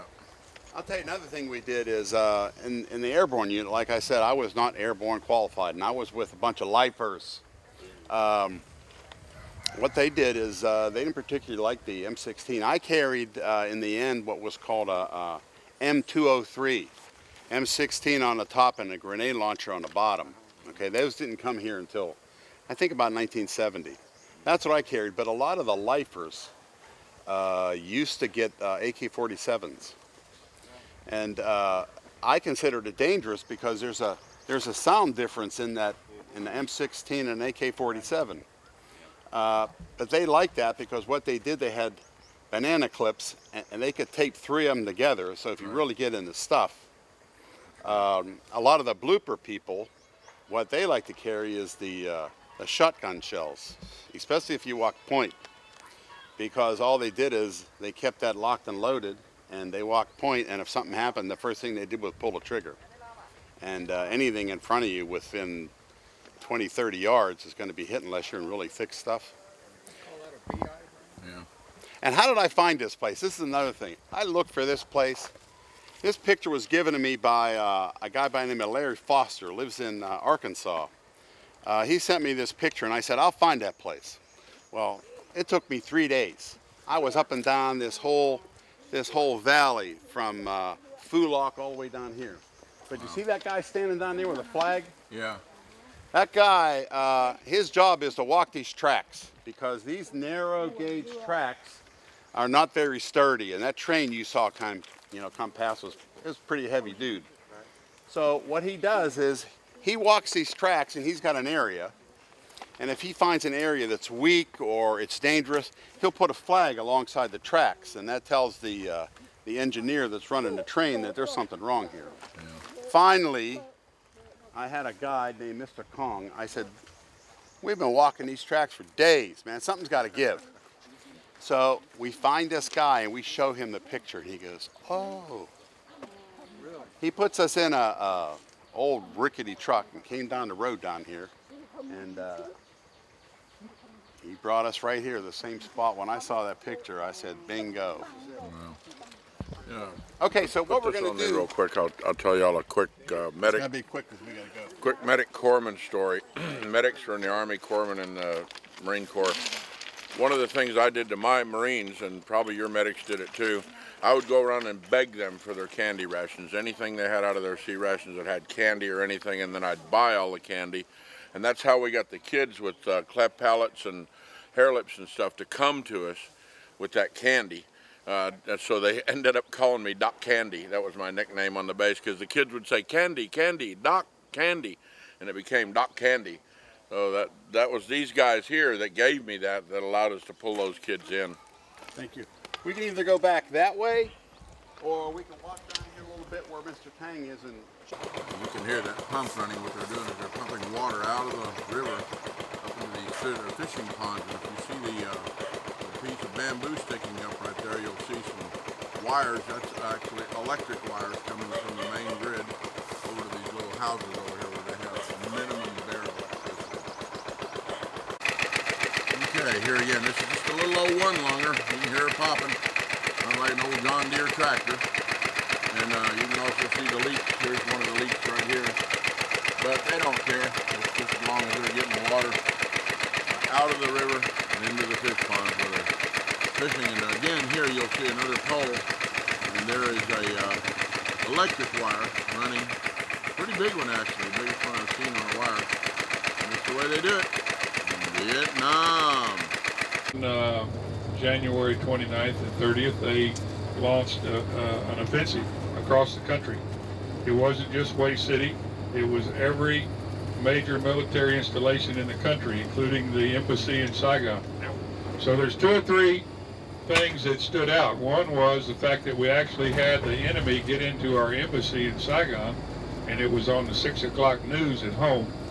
And then you had a battle that lasted 28 days in the city of Hue, the old provincial capital. And you had Walter Cronkite saying the war is lost. So at that point, from then on, things were, for the most part, downhill. Ironically, every battle was won, every base was secure.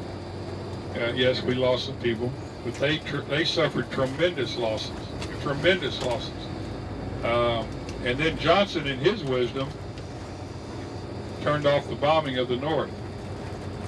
And when he stopped that process, they had time to rebuild, refit, reorganize, and get their machine going again.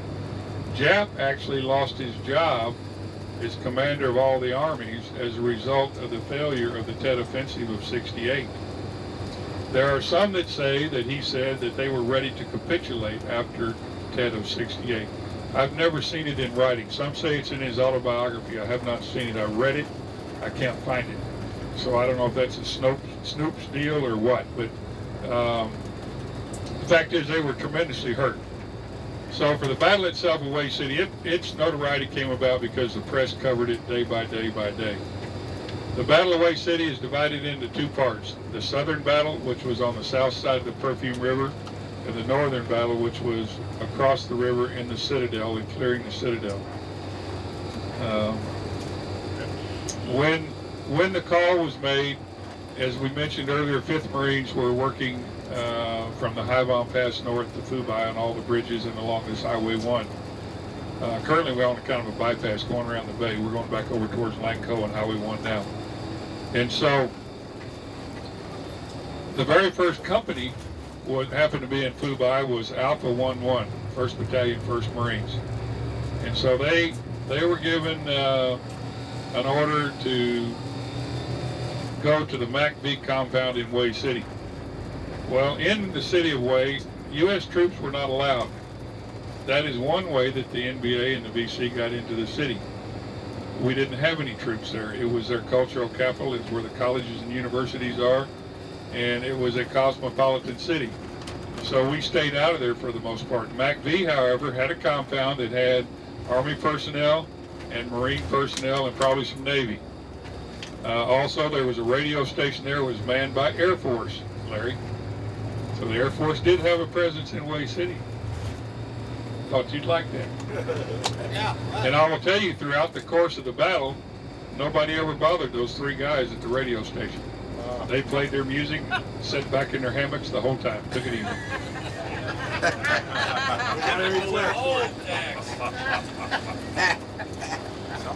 Which is not true. They were scared to death, I promise you. I promise you. But what the NBA did is they came in is they put out information to the local people that, you know, if you'll come give us your name on a list, we'll take care of you and make sure you're taken care of. In the meantime, they rounded up all the intellectuals, doctors, lawyers, anybody of importance, teachers, and they executed them to the tune of 3,000 that we know of for sure. Some books will indicate up to 5,000 people were executed and buried in different unmarked graves out towards the coast and up towards the mountains. So usually that story is not told, but it's the truth. Yes. Okay? It's the truth.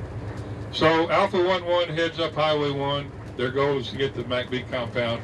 They got as far as the Phu Cam Canal, which is out in the country actually. And it was sugarcane fields and rice fields as you approach Way. Now it's all buildings. You're not going to recognize that part. We'll show you where Phu Cam Canal was. They were taken under fire. They actually ran into 3 tanks along the way that were headed north, going to Quang Tri City. They hooked up with them, and they lost. All the officers were lost almost immediately. They were being led finally when they got into the MACV compound by a gunnery sergeant. So at the same time, when they got into the mix, the word went out in 5th Marines 2-5, Hotel, Golf, and Fox Company were told to drop their stuff right where it was, get on trucks, truck to Phu-Bai, and be ready to go. Well, they were totally unprepared for anything when they got there. They didn't have their packs. All they had was their guns and a little bit of stuff. You know, they weren't really prepared to do what they did, and so they were given the same order, get to MACV compound in Way City. So they took off. Same thing, they ran the gauntlet at Phu Cam Canal, took a lot of casualties, got into the MACV compound, and Golf 2-5 was, the skipper was Chuck Meadows. Chuck is a retired colonel, comes back over here frequently with a group called Green Trees, or Peace Trees, out of Seattle. He's former president of that group. In 2003, I had the opportunity to walk the battle with Chuck Meadows while he described every inch of it. and it was a really unique opportunity for those of us on that tour. There was about 15 of us, and we got to walk side by side with him down the street. His first orders were to go down to the bridge across the Perfume River, which you'll see, and to go to the Citadel and get the commanding general of the 1st Armand Division and bring him out.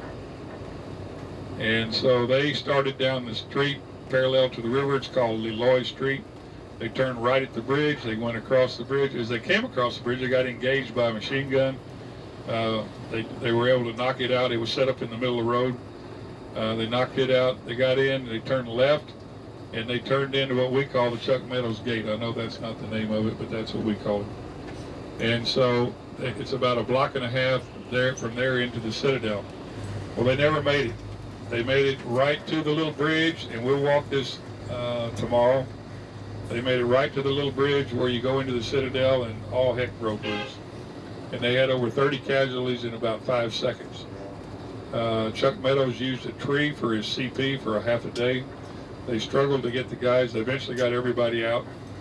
I don't remember the total number of dead and wounded, but it was 30 or 40 people. Not all dead, mostly wounded. They made it back to the MACB compound. And then the next day, they started the clearing of the south side of the river in earnest. And Golf Company took the riverside, Leloy Street in the riverside. Hotel Company was commanded by General Ron Christmas. At the time he was a captain. Ron Christmas had Hotel Company, and he was in the center.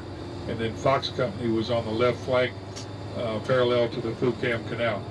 And they were working the city from the east to the west. Their idea was to go towards the train station from the MACB compound.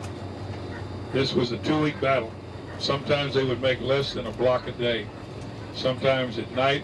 There was no fighting at night, strangely, in Way City. Both sides shut it down at dark and stayed where they were or backed up. And the next day they started again. The tactics changed. You couldn't walk down the street, because if you walked down the street, you got your butt shot.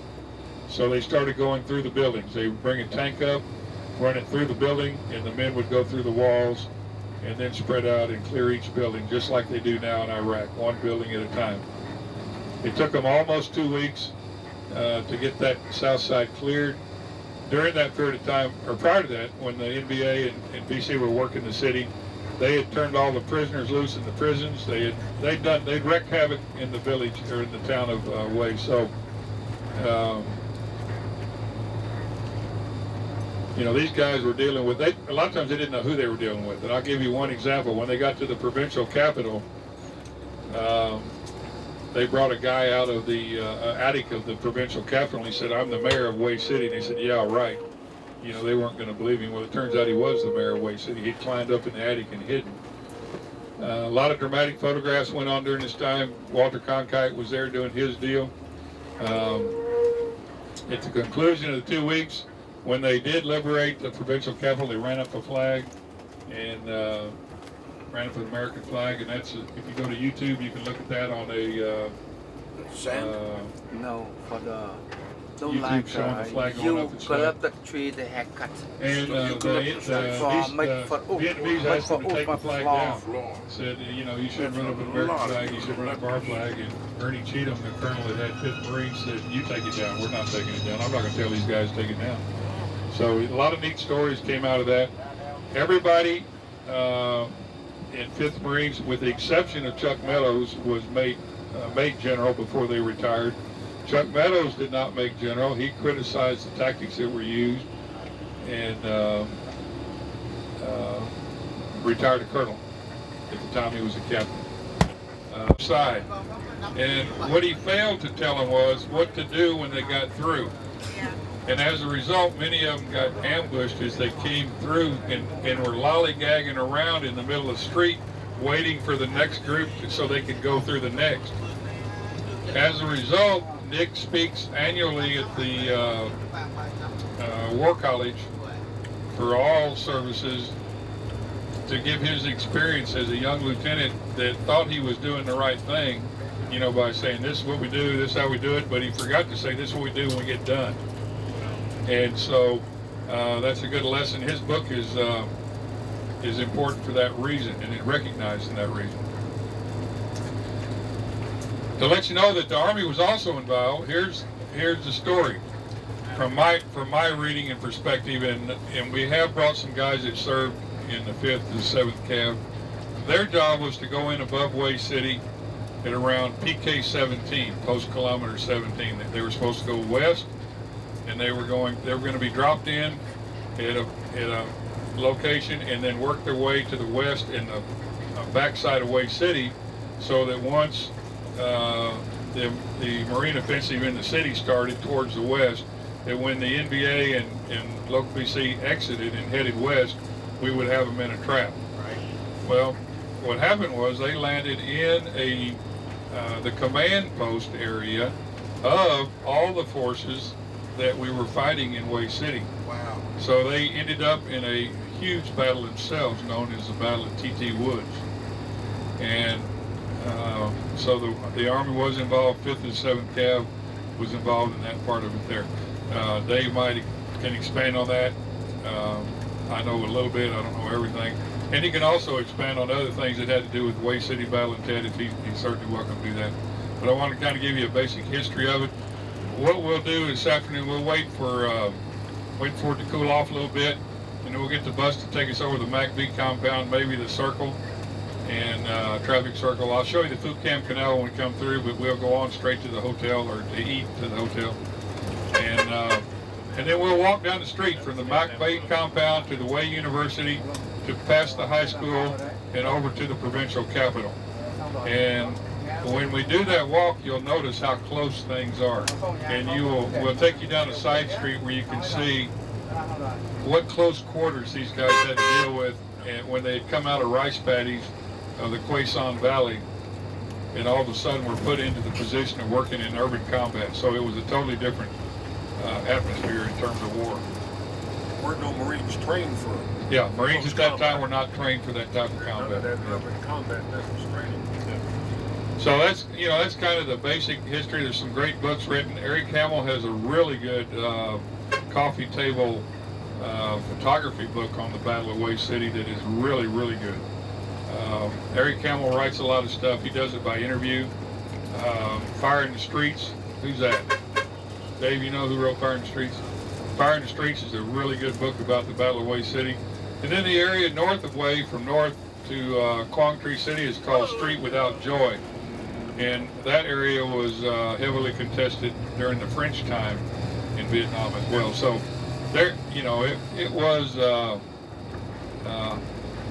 an area that was highly contested during that period of time.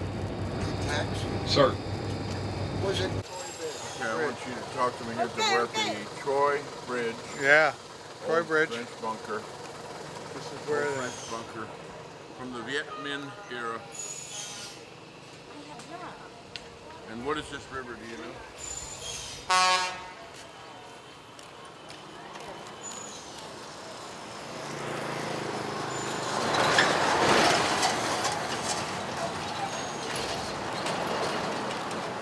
Anyway, whatever this river is, it's called the Troy Bridge. And it crossed this river, and apparently it was a strategic spot for the French during the Viet Minh War to cover this area. Again, we're on a strategic highway. No people would have been coming down north. As you can see, this is a very, very large river. Very, very large, and probably very polluted. Probably a lot of...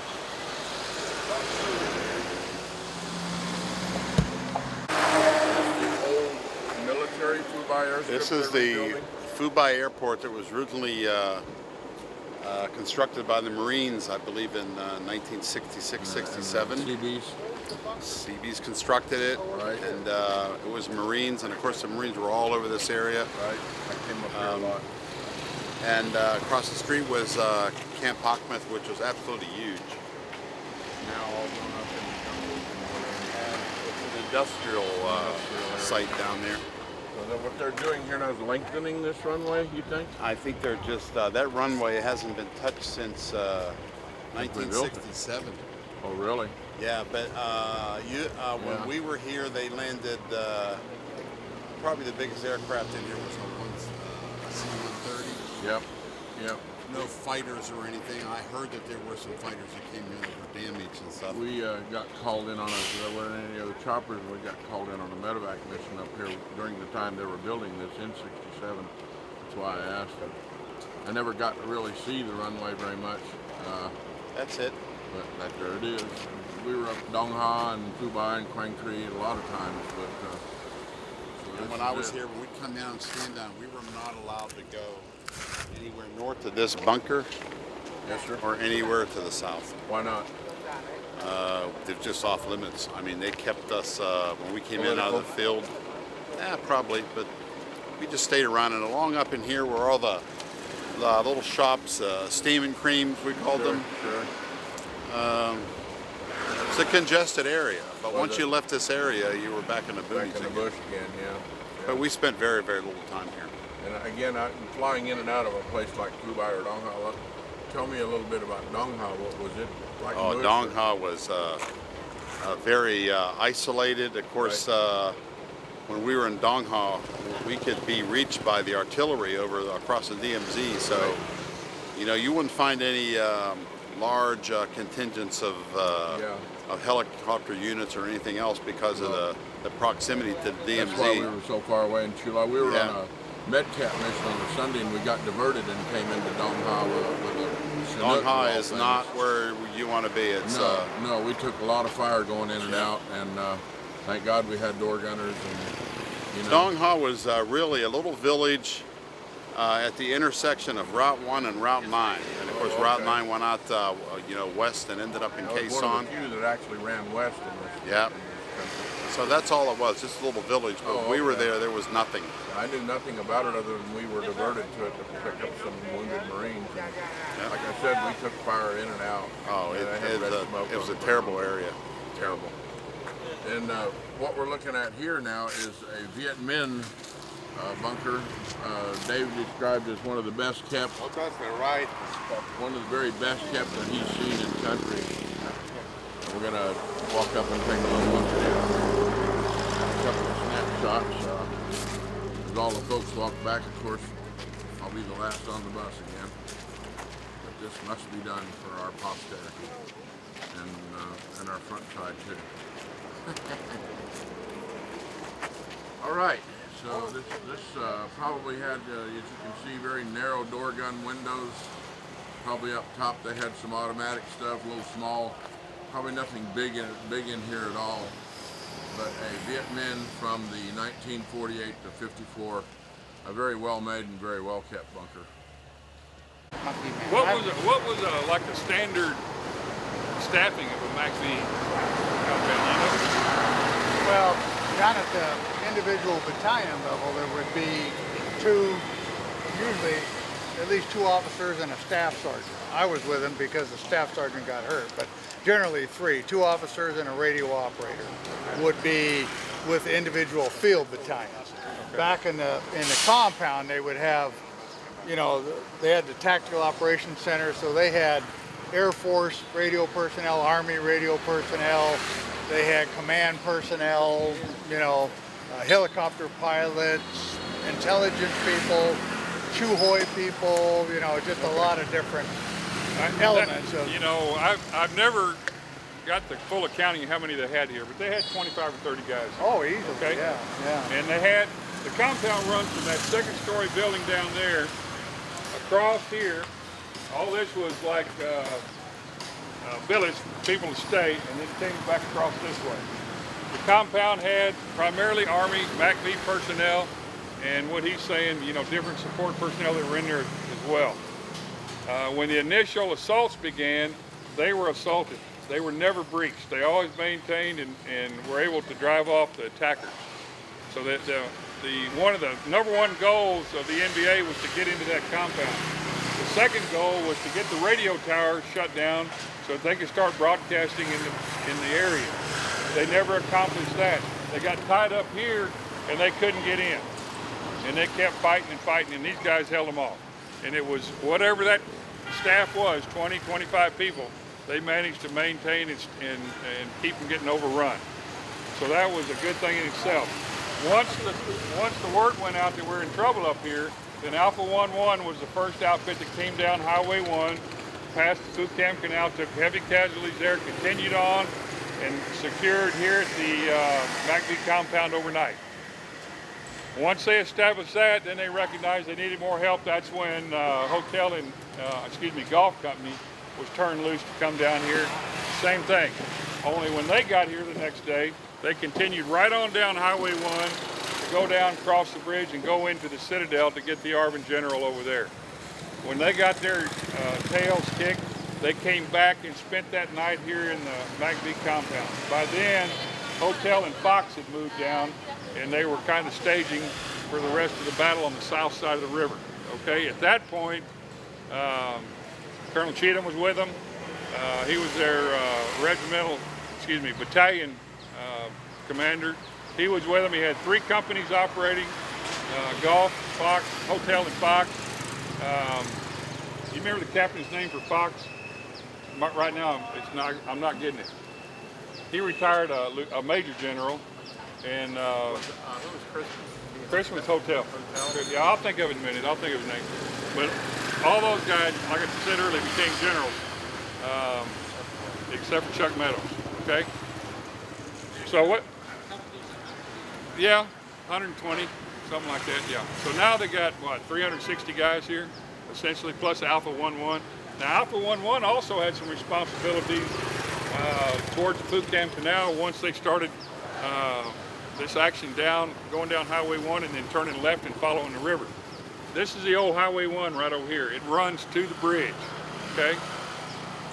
So they went down, and then they all made a left turn, and Fox followed the Phu-Cam Canal, Hotel was in the center, and Golf was following the river. Okay, so we're gonna walk this down to here. We're gonna go down to the university, and I'll tell you some stuff down there what went on, okay? They started punching through walls and going through house to house in that manner on both sides of these streets. So they had, 3 companies parallel going in this direction, okay? We'll keep on going down.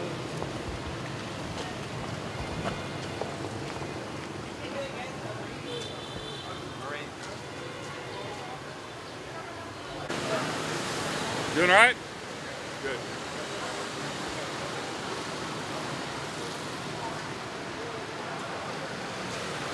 Okay, this was Way University, okay, at the time, Way University.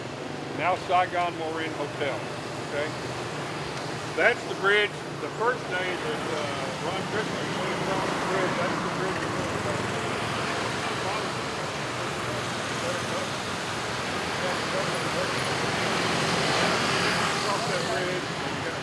Machine gun fire in the center of the bridge, and they were able to disable that gun and continue on and do their mission. But they never made it in the Citadel and had to return and come back to MACV that night. One of the primary objectives of the hotel company was Way University, to get it knocked out.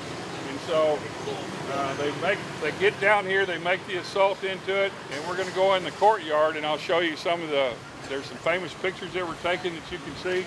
And we'll go around and into the courtyard over here and look at it, okay?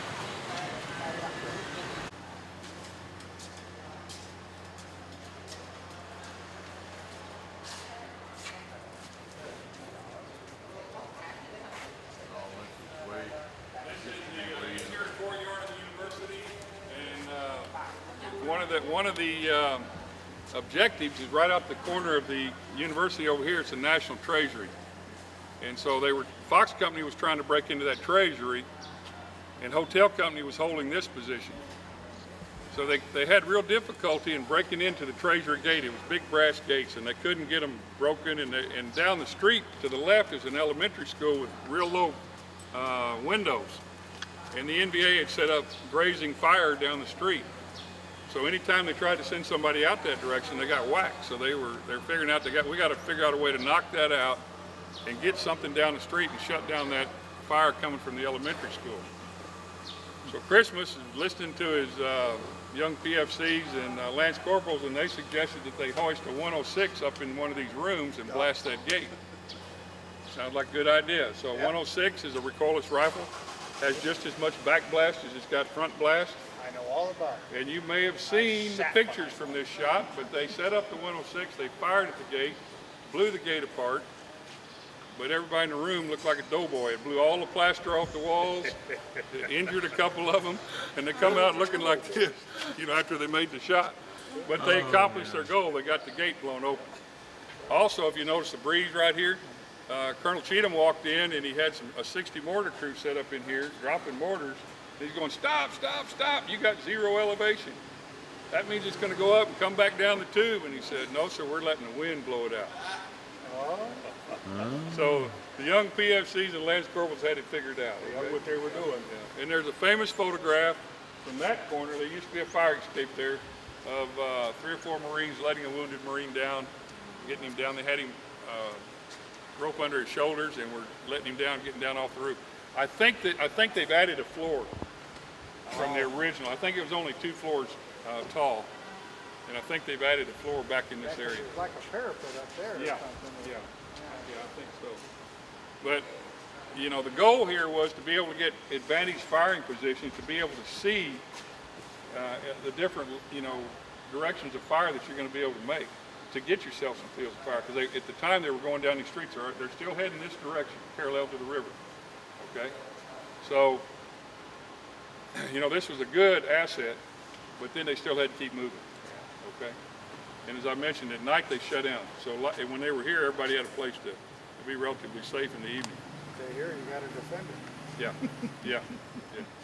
All right, so we're going to go out, turn to the right. We'll go around to the steps and tell you a quick story there, and then we'll go on out to the bus will be there, and it'll take us down to the provincial capital.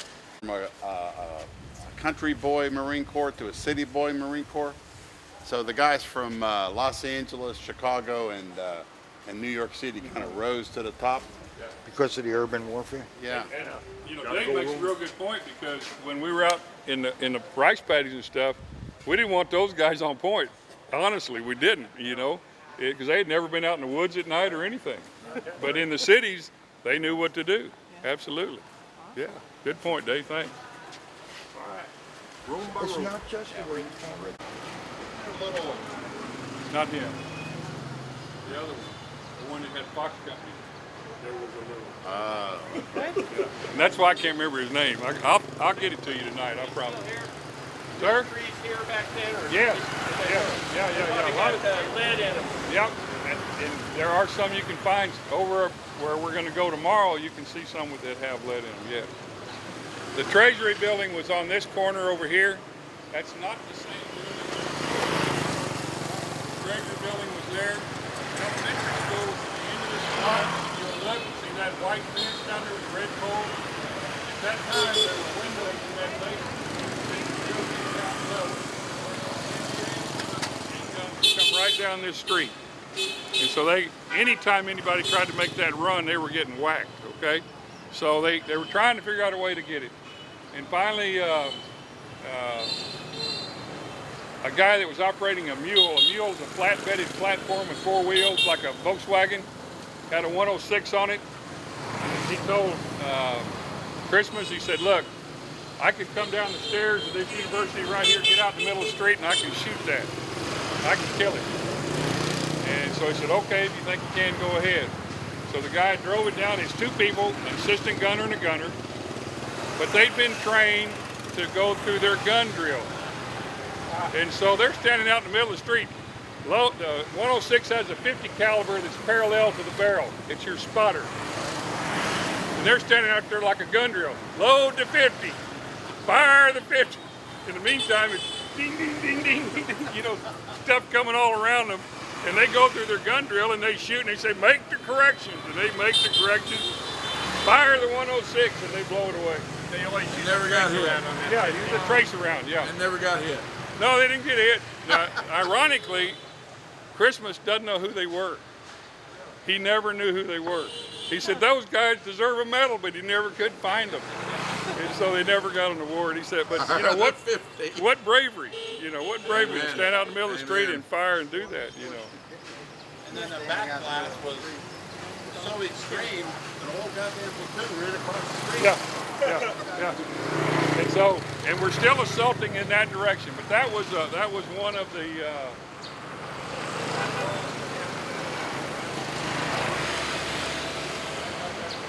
get on the bus, drive down to Lloyd Street to the train to the west. See? Yeah, it is. Yeah, so that's good.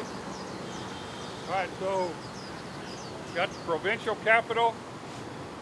Okay. If you go to YouTube, you can look up provincial capital, Way City, Tet, and they got a great CBS, about an 8 or 10 minute video on when they captured this and when they ran up the American flag.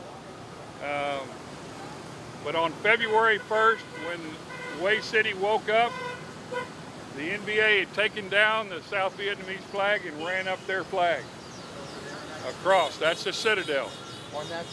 That's on the north side of the river. That's the Citadel. So when they ran that flag up,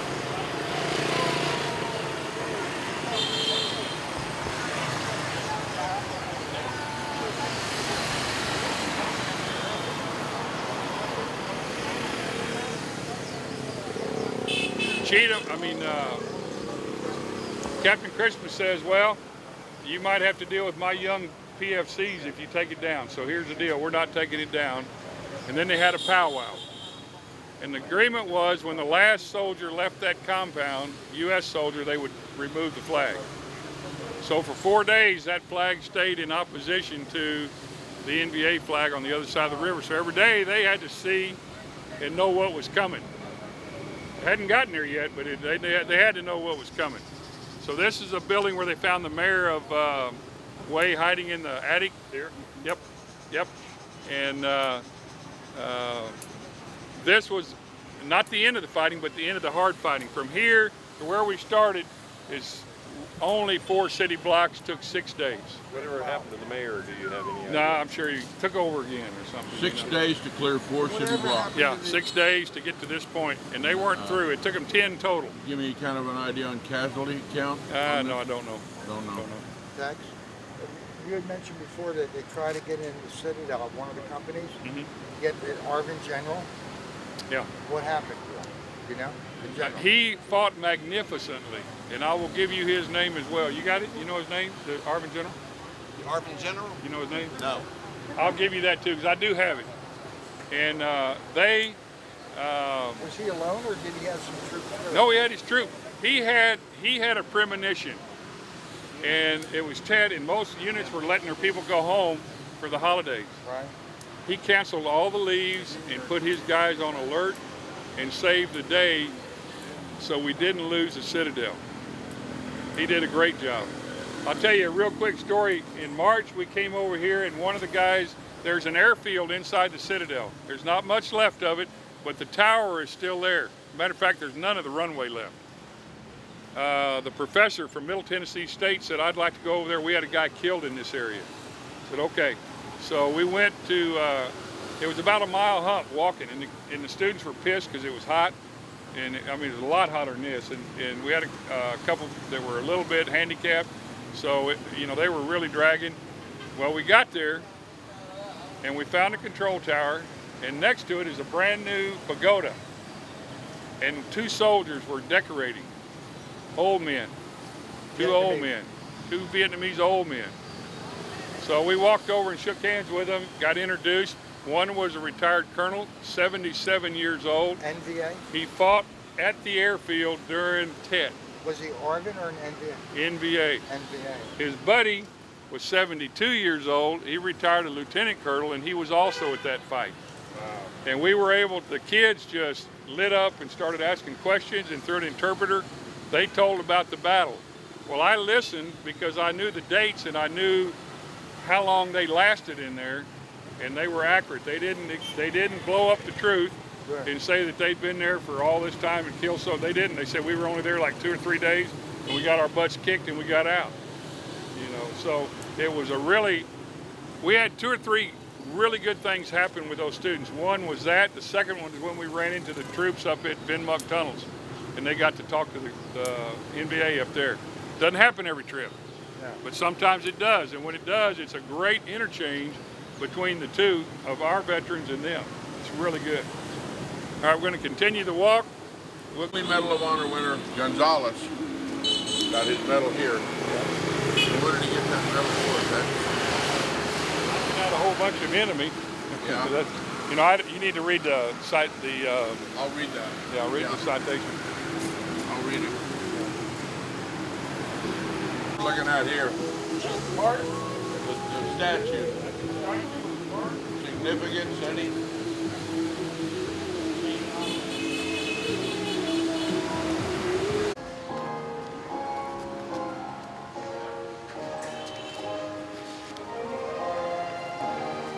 Gentlemen, I will talk about information on this, on that school. Right now, the Battlefield Tour come to the National School in Hue. It's named Quốc học National School in Hue, set up by Kingdom of the Nguyen Dynasty. And this school very famous for Vietnamese. And before the 1945, this school looked like a very big school in central Vietnam. Most students all over central Vietnam coming back to here for learning. And this school very famous one until the 1908 to 1910 for Ho Chi Minh, my president. He came from the Nghệ An province. He moved whole family from Nghệ An province in north side Vietnam, from Hue to there, more than 500 kilometers, and whole family came to Hue City and stay in Hue. Ho Chi Minh, he became the teacher. He did look like on the teacher and here for 1 year, and then after that he come further south, and we come to Saigon, and then he come from Saigon to come from France, Boston, Russian, China, and coming back to Vietnam in 1943. And second one, and this school very famous for the ceremony for the look like a 5-year Minister for Vietnam. In Vietnam look General Giap and President South Vietnam Thieu, President South Vietnam, and 5-year Minister Phạm Văn Đồng, and almost general for Vietnam for learning school, and when finished school become the general for Vietnam. And this school right now very famous student, very good student from Hue City. They came into here for learning, and right now they very good student. This is a very famous school in central Vietnam right now. It's called the National School, and all the school were constructed by French motif, set up by Kingdom on the Nguyen Dynasty, so long time ago. Now the student inside the Hue City right now.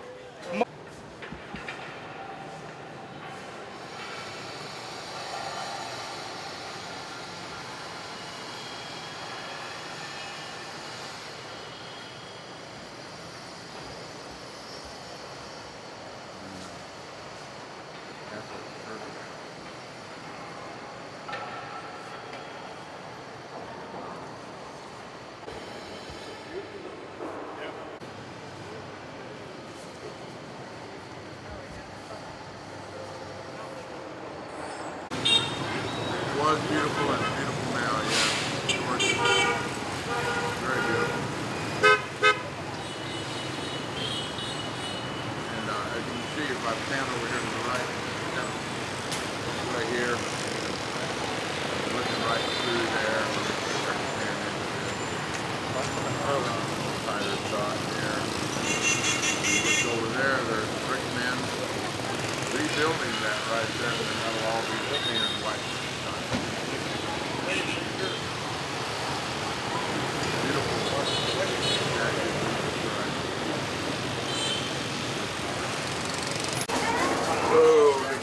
Ladies and germs, here we are on the, what's the name of this river, Dave? Perfume River. Oh yeah. On the way back, how much? Perfume River. It is called the Perfume River. And we're on a nice double-faced dragon boat here, taking a river cruise this morning with Tex and Dave and the boys, the girls. Everybody's along for the ride. Everybody's having a good time.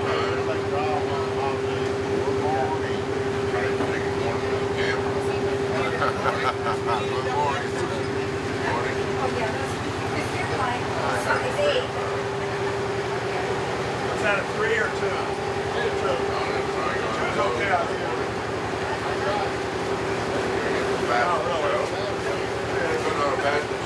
They're really heavy.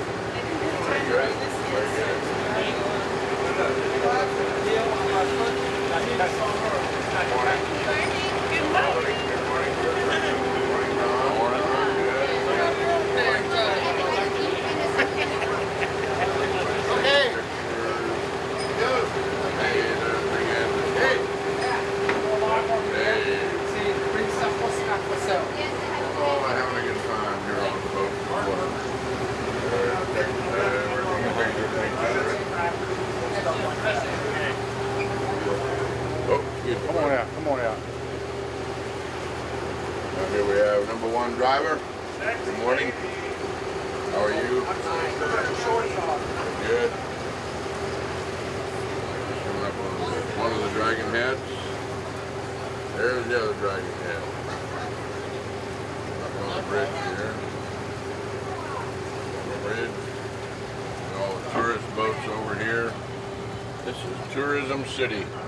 I count 1, 2, 3, 4, 5, 6, 7, 8, 9, 10, 11, 12, 13, 14, 15, 16, 17, 18, 19, 20, 21, 22, 23, 24, 25, 26, 27, 28, 29, 30 boats sitting over there.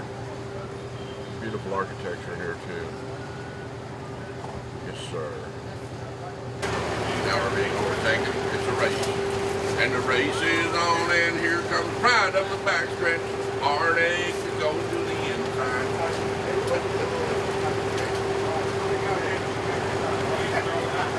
Grease the boat. Grease the boat. Going out here. Throw the lens down. Oh, excuse me, sir.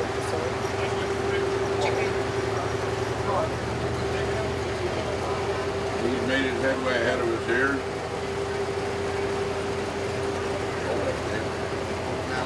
You got it. Just keep focusing on. Oh, I'm sorry. It's rolling. We're rolling. Just back on the next bomb. Okay, thank you, sir. Got it? Yep. All right, you kept it right on that boat that whole time.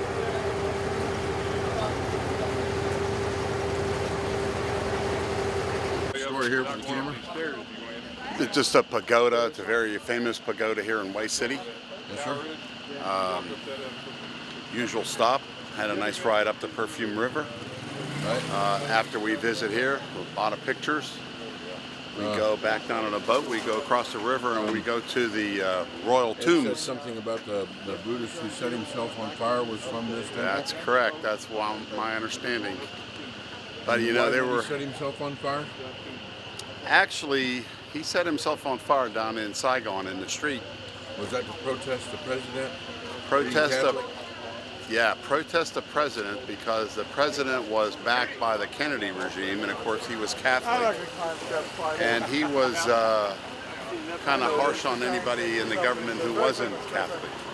So the Buddhists were demonstrating, and that's when they set themselves on fire in the street. You mean harsh as in he killed some people? No, I don't know whether he killed them, but he was very harsh, and he wouldn't assign them to higher up positions and stuff like that. He was kind of biased, to say the least.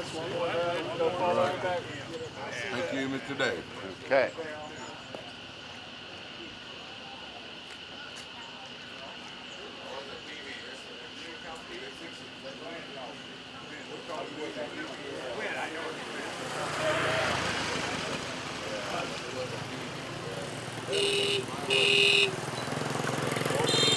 All I know about Key now, he's a famous liquor store owner.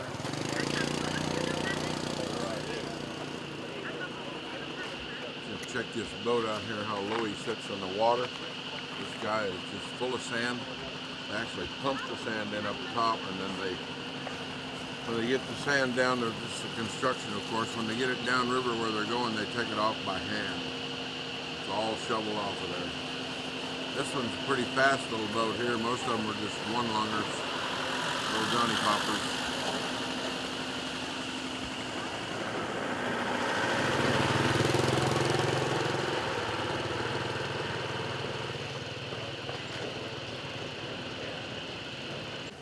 opened for this temple on the 1601.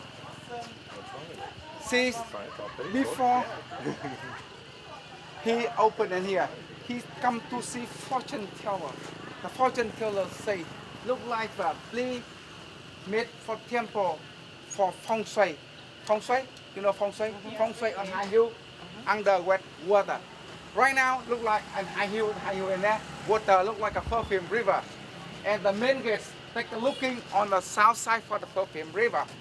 And the Lord of Nguyen Hoang on the control on the state, the province and Hue in here, who are open for her and temple from 1601. And look like they make 16, this look like a tower, the main tower, it high as 7th floor. It goes Phước Duyên Tower, Phước Duyên Tower. It high, first, second, third, 5, 4, 6, 7. Look like a 7th floor. Each floor look like each altar. Each altar. They put look like a main altar for the Buddhists. And this, they open the main gate for everyone 15 lunar month. It's not allowed for the normal people, only allowed for the Buddhist monks. When they come to there, before the 14 lunar month, 15 lunar month, they bring food and copy money, there was flower put offering on the temple, on the altar, for the breast. And behind the temple, they get main temple. It's called the, in front of the main temple, they get happy Buddha man. She laughing because that's meaning. Right now in the Hue city, much more the people they are Buddhists. The Buddhists much more than Catholic in Hue, much more 55% people in Hue they are look like a Buddhist people. And the Buddhist people they must come to see temple for the 2 times. The first time on 1st lunar month, and second time on 15 lunar every month. Before they can bring a lot of things stuff, offering for the temple. And they come here for incense. And they pray like this, and the men pray like this 7 times, and women for 9 times. And almost they are silent speaking with the Buddhists, what they want. Maybe most of them want to have the lucky and healthy only. And on the main temple, look like a big Buddha man in there. A lot stopped on main altar. And every at noon time. And the monk, they set up for the special service at noon time. Almost the monk come to in front for the temple. They singing a song for the monk. They get very special service at noon time, every at noon time. We've got Tex, he's going to tell us about the basin of the Asha Valley and the Hamburger Hill. Well, first of all, we're at Ten Mu Pagoda, above way on the Perfume River, yes, sir, which is significant. West of here, the highway goes into the bottom of the Asha Valley and goes north, comes out at Alui, and puts you at the Dacron Bridge right below Quezon, and then the Quezon village, and west is Lao Bao and the Special Forces camp of Lang Bay.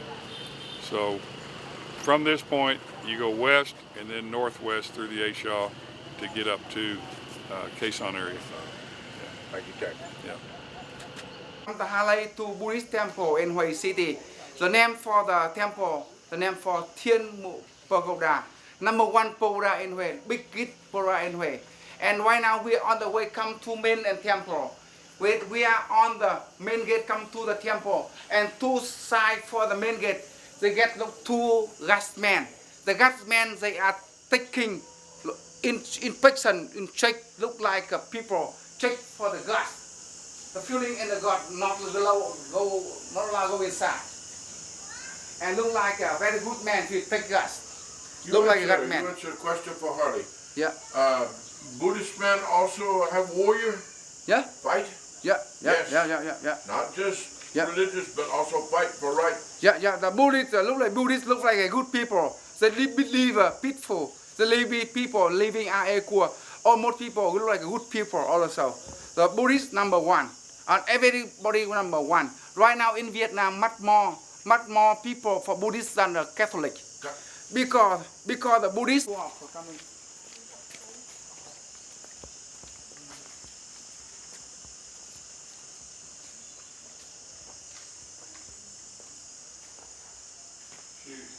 Happy Buddha.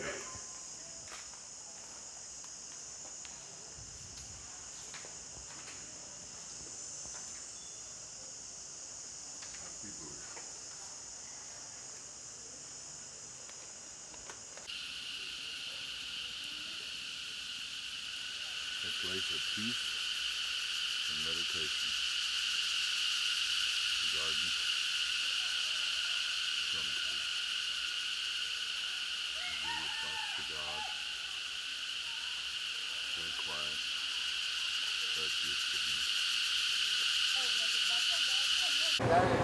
As with ever keeping up with enterprise in Vietnam, right here you're seeing, and I'll zoom in on this very slowly if I can, you're actually seeing green tea orchard. I would guesstimate 300-400 acres right here. I don't know how deep it is, but boy, it sure is long. A lot of green tea right there, folks. When you see green tea, it might come from Vietnam. Right there. They got plenty of water. Plenty of water to irrigate these trees. When I started filming this tea leaves, tea trees here, I said maybe 600 acres, but it's still going on. You look back in, you can see all the tea trees in amongst the bananas and so forth. And then it's coming over here, another orchard yet still. So I would say, venture to say, a lot more than 600 acres of tea trees in Vietnam. And here comes the sand pan.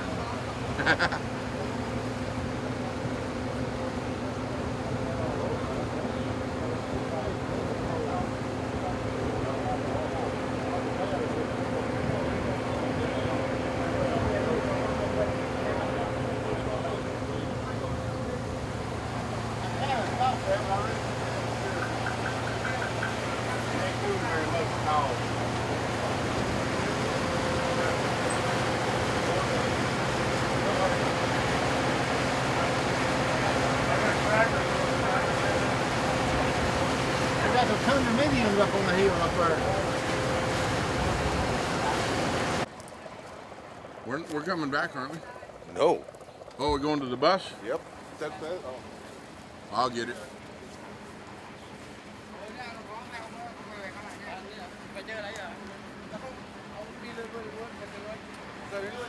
Hey, Tang, grab my bag by that chair. Black bag.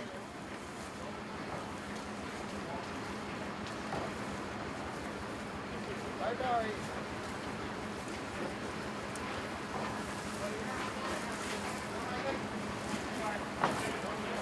Okay. I'll see you. See you, Captain. Yes. Bye-bye. Aloha. Okay, no more. Dave coming? No. Say goodbye to the boat adventure in Vietnam. So you ask the question, and you always wonder why and where incense comes from. Well, guess what, folks? It comes from all this scrap wood from construction projects, probably specific kinds of wood. They cut it on these old tables. Look very, very old. A couple of them here. And then you walk around and then you look down, and lo and behold, you have incense. And this is handmade. This is not shop made. No factory here. Two young ladies sitting here. Hello. Making incense. Hello. By hand. Foot pedaled incense.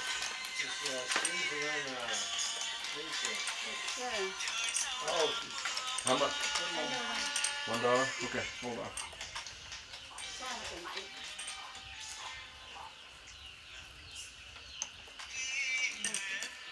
And this lady right here sells the incense. She has a very beautiful lady. Has incense for $1. Now, how do they do that and make money? I'll tell you how. It's called simplicity and people power. Power to the people. So, way down Texas way, Tex will tell you that in the afternoon in Texas, when it gets really, really hot, all the old cows will gather up under a tree. So we have a group of old cows. No, I mean young tourists here. This is the way they do it in Vietnam too. They stay in the shade. They're smart. There are a couple of bulls in here. A couple of silverback gorillas too. Two things that come from Texas: steers and queers, and I don't see any. Oh man, where's Tex? Where's Tex when you need him? Did you get this part where they're drying it in the sun? Oh, thank you, thank you. My tour guide here, Miss Deanna, has informed me that I didn't get this part. When they get through with it on the lathe there, the little press, they actually set it out here in the sun to dry. And you'll notice they're making one variety here. This is all sandalwood. Very cool. I asked her what kind it was. She said sandalwood. Sandalwood. Okay, so here we are with Mr. Tang. He's going to tell us what they use to make the incense scents. Just incense, look like incense. Smell they make from the for the so many kind for the tree on jungle. They put a lot of cinnamon in there and make flour, cinnamon in there, and then they make an incense. And they use scents out of the jungle. They use they take some of the tree on the jungle, but I don't know the secret because they got own business. They don't know the secret for just because they get own tree on jungle. Each family different. Don't do the same way. Yeah. So here's a beautiful setting. Look at that beautiful house right there. All trimmed grass. Great area here. Tang tells me this is the water company. Wow. Be so lucky. Swimming pool, and they get the cold beer and cold cook and hotel. They got the coffee, and look like 8 people we have come to the Citadel today. Right now, look like the weather number 1. Look like slowing down. Look like the cooler a little bit. And we are come to and then we're walking tour. The first drop up in look like at the gate called Truck Meadow Gate. Truck Meadow Gate look like he named a Truck Meadow. He the Marine man. He the for Fort Pitt NVA during on Tet Offensive on 1968. He control on the gate. The gate come inside the Citadel. And then look like a Marine to take the name for the gate. It could Truck Meadow Gate. And we go for a walk inside. We'll take a look around. That Chuck Meadows was the commander, and he didn't even have a tactical map. So he went into the gas station and tore the map off the wall. What he did is he continued north and he stopped at McV, and they said, go across the bridge, get into the Citadel and go up. And there was a General Trung, T-R-U-O-N-G. He was commander of the 1st ARVN Division. So they said, get Trung and bring him back here. So he comes across that bridge, and the bridge, of course, was kind of camelback. When he got to the high point of the bridge and started down, there was a machine gun on the other side of the bridge. Machine gun just tore them up. There was a Lance Corporal, he goes forward by himself and takes out the machine gun. So now Meadows continues on. He comes across the bridge and he turns left. He's coming up this street. And he's going to go into this gate that's down this street right here. He's going to get inside the Citadel, he thinks. And he's going to go all the way through the Citadel to the upper corner, which is the northeast corner of the Citadel. And he's going to go into that ARVN headquarters, okay? So when he comes up here, he makes a right-hand turn, going down here, and all hell breaks loose when they come around the corner. And there's a tree over there across the street. We call that the Chuck Meadows tree. It became his headquarters for the day. He could not get out, he couldn't go up, he couldn't cross the street. His Marines were in and out. They're trying to get around buildings because they're going to attack this gate. All right, and when you see the gate, you're not going to believe it. How they instructed him to do this. Also keep in mind that Chuck Meadows was the only captain that was involved prominently in the Battle of Wei that never made general. All right, here he is. He's fought his way across the bridge. He's taking casualties all the way.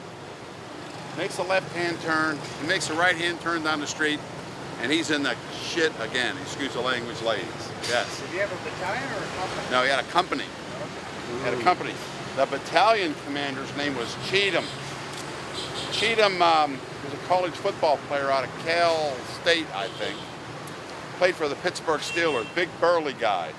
If you look on YouTube, you'll see him, and he's the only Marine I saw on any film I've ever seen that he had tanker goggles on his helmet, but a big burly guy, like 6'5", 270. He was the commander. Still alive today, and he's been back to Vietnam. Okay? We cross the street. We go to the Chuck Meadows. They're very small buildings. This is the Chuck Meadows tree. I would imagine inside this tree there's lead galore. Okay? Yeah. Keep in mind that grazing fire now is coming up the street. Sometimes the grazing fire is worse because you get the shrapnel off the street, the concrete, the asphalt. But his Marines were laying all along the street trying to get into that gate. Laying, you say laying, they were laying down fire also. Oh, absolutely, but they were, you know, they weren't upright. They were laying against the walls. They were trying to get small. Yeah. Okay?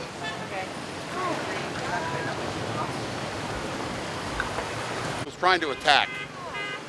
All right? So the Marines are all over this area. They're trying to get little.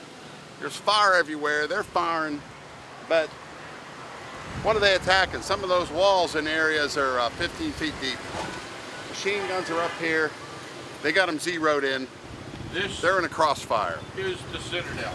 That is one of the 9 gates of the Citadel. So what did Meadows do? It's getting late. He gets all his casualties, wounded and dead, and backtracks and goes all the way back to MacD. Oh, does it? Okay. And then Chuck Meadows never came this way again because what they did, as we explained yesterday, they got those 3 companies online and they cleared out the southern part of Wei City on the south side of the Perfume River. Okay? What happened over here was one company was airlifted the next day. Oh, I forgot to tell you that night when Chuck Meadows regressed across the bridge, that night is when the NVA blew up the bridge. They blew the center span. It was laying in the water, so that kind of ended any tanks or anything coming across. Also keep in mind that at this point, there was no artillery, very few mortars that we were allowed to use, no air and no naval gunfire was allowed in this area. Why? Because Wei is the ancient capital of Vietnam and they didn't want to do damage to anything that was sacred and such. Political correct. That's correct. But now we have a real problem. The bridge is down. So the next day what the Marines did is they took one company, they airlifted them right into the Arvin compound, which is in the upper northeast corner. 2 other companies went to that LCU, you know, that where the boats are coming in. Acronym for what? It's a landing, landing craft something. Utility? Landing craft utility. So they were bringing in supplies there, and they also set up helicopter pads because keep in mind, we're getting people wounded and dead and everything else, and they're evacuating people back to the Phu Bai airport. Okay, that's where the hospital was. It was 85th Evacuating Army was here, but I'm not quite sure what it was when the Marines were here. So the other 2 companies, they boarded landing crafts, and they went down the Perfume River past our hotel, and they made a left, and the river kind of winds around, and they went up all the way to the left and entered a gate that's right outside of the Arvin facility. So now they're up there, they stay overnight, and the next day what they're going to do is they're going to continue south and they're going to clear out these certain areas. They called them phase lines. You know, there's a book, Phase Line Green. So that's where we're at right now. So what we're going to do is, carefully, we're going to walk across this bridge. Make sure you stay to the right. And when you're walking across the bridge and you go into that tunnel, just keep in mind what Chuck Meadows was tasked to do. It was the impossible. And then you wondered why he questioned the tactics at the end. He was not asked, he was ordered. He was ordered. He was following orders. How many people did he have? He had a company. He had probably 130 people. Also, over at MACV, there were only 200 people that were manning that whole thing. Not supposed to question orders. If you look on YouTube, one of the first people to die at MACV was a guy by the name of Dozema. He was an Army specialist. He was up in a tower. His commander was a Marine. And they sent him up in the tower, and he had a machine gun, and he held people off. He did a really good job, but they shot an RPG at the tower, and the captain, the Marine captain that climbed up there to try to see if he could help him, he found them, and one of his legs was almost completely severed. And in the films that you can see, the the Marine captain had to cut the rest of his leg off before he evacuated him down the stairs. Dozema died in flight on the way to Fubai. Yeah, I knew it. Okay, we got. Don't hardly ever live from that one.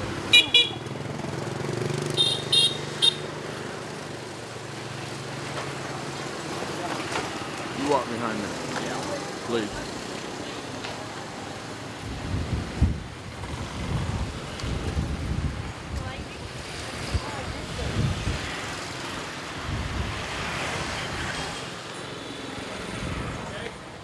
Yeah.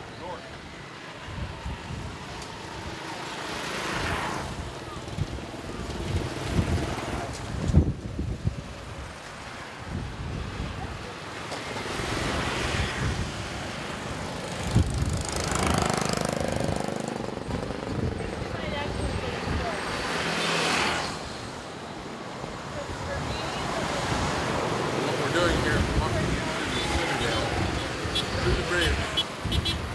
Chuck tried to knock out and get in. An impossible task. Look at this wall. Look at the thickness of this. We're talking how many hundred feet here of brick. At least 30 feet. 10 feet up. That's why they call it the Citadel. Like back in the day when he tried to attack it. Was this destroyed? In the end, it took a lot of damage, but over the years, it had to be rebuilt because of.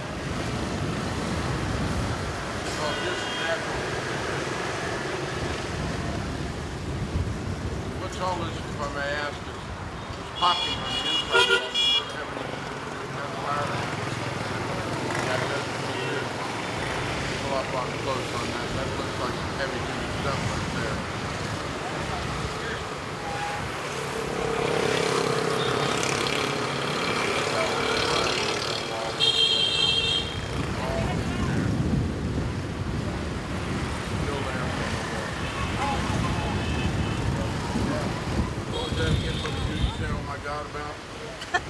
What did you say? I can't remember.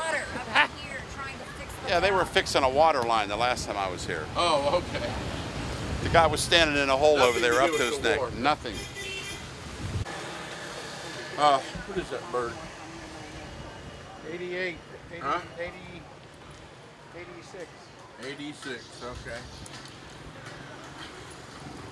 You know what that one is.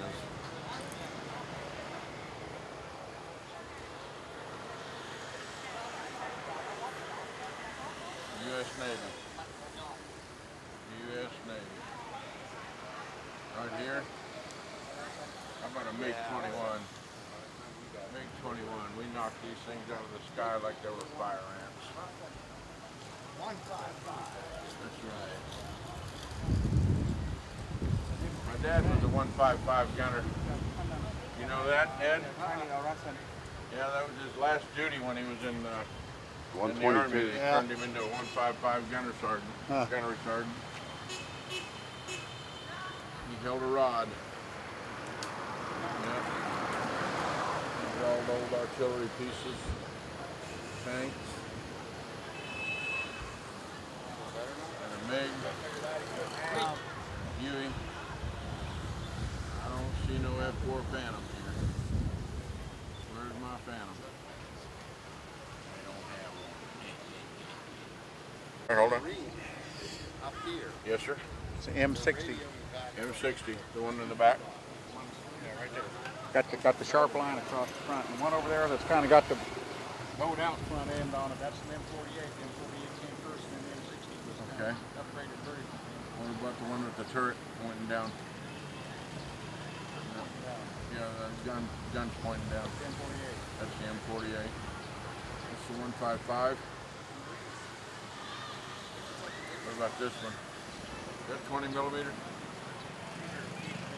Yeah, I thought so. At home, Yeah, how 155 often you come to see Mama? The one on rubber tires is MP, as in military police. They ran around in them for protection. Road sweeps.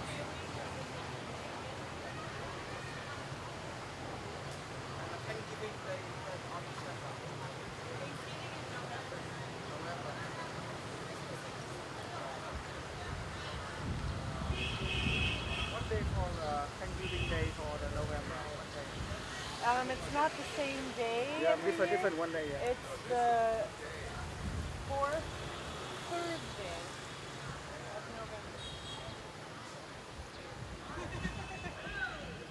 All these people with funny hats and little things on their throat that came ashore. And the Indians came and gave them corn and turkeys Thanksgiving. and cranberry History of sauce. Thanksgiving. Yeah, they had cranberry sauce, I'm sure. Just kidding. You know about Thanksgiving? No, I don't think I don't know. Thanksgiving? What's the meaning for? When English settlers came to America, they had a very hard time. Yeah. Everybody was sick. Yeah. And oh. Thank you very much information. Yeah. Okay, good. Hey folks, hello. Off to our right here, we're seeing that they're building a brand new pagoda. And you see what kind of scaffolding they're using. Bamboo. I'll slip her up there real quick to you. Bamboo. Very good. Now off to the left, we're inside the Citadel here. This is old, old, old. I don't know how old, but it is old. And we are inside the Citadel walls where the VC and the NVA kept us at bay for 6 days.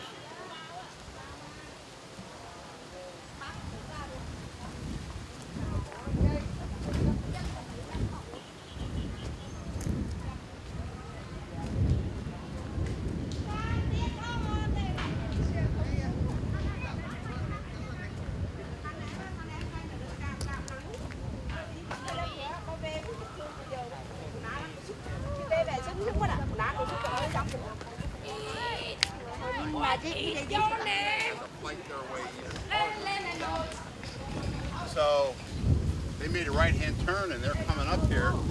They're going to take down that flag. So they were. Yeah, we can't go that way, right? No, we come that way. I get out that way. How old is this pagoda they're rebuilding here, Dave? Here, ooh.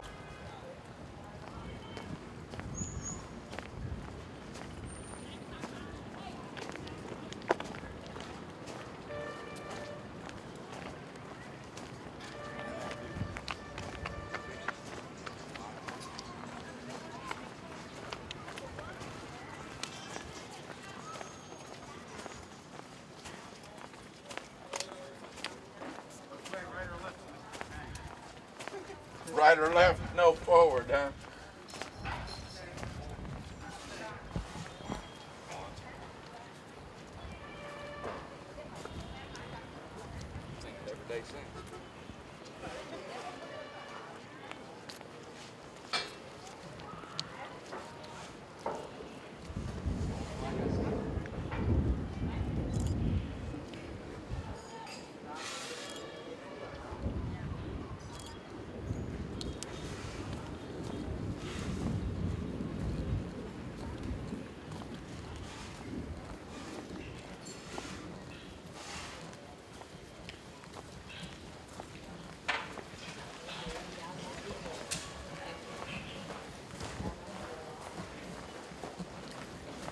Nghỉ ngơi đâu anh? Người đồng chí. Đứng lại ngoài. 7 thôi, ngắn lên là 7 đây. Our third Vietnamese horse. 8 khắc phải không? Good. Sao nữa thế nào? 1, 2, 3, 4, 5, 6. That is a Mongolian pony right there, left over from years and years. What, buddy? Whoa. Are we feeding the fish? Oh, the koi. Oh my Lord. We know them as golden carp. Golden carp. Now, I'm going to tell you something about these golden carp. They're good eating. Oh, very They're young. scaly. Oh, I've eaten a lot of carp, man. No, I eat them. Not these, not these. But they're food. Harley, you know where I come from? Yes, sir. Carp is like the bottom of the barrel. You know, and I'll tell you what, I could make you some carp and you wouldn't know you ate it and you'd go, holy mackerel.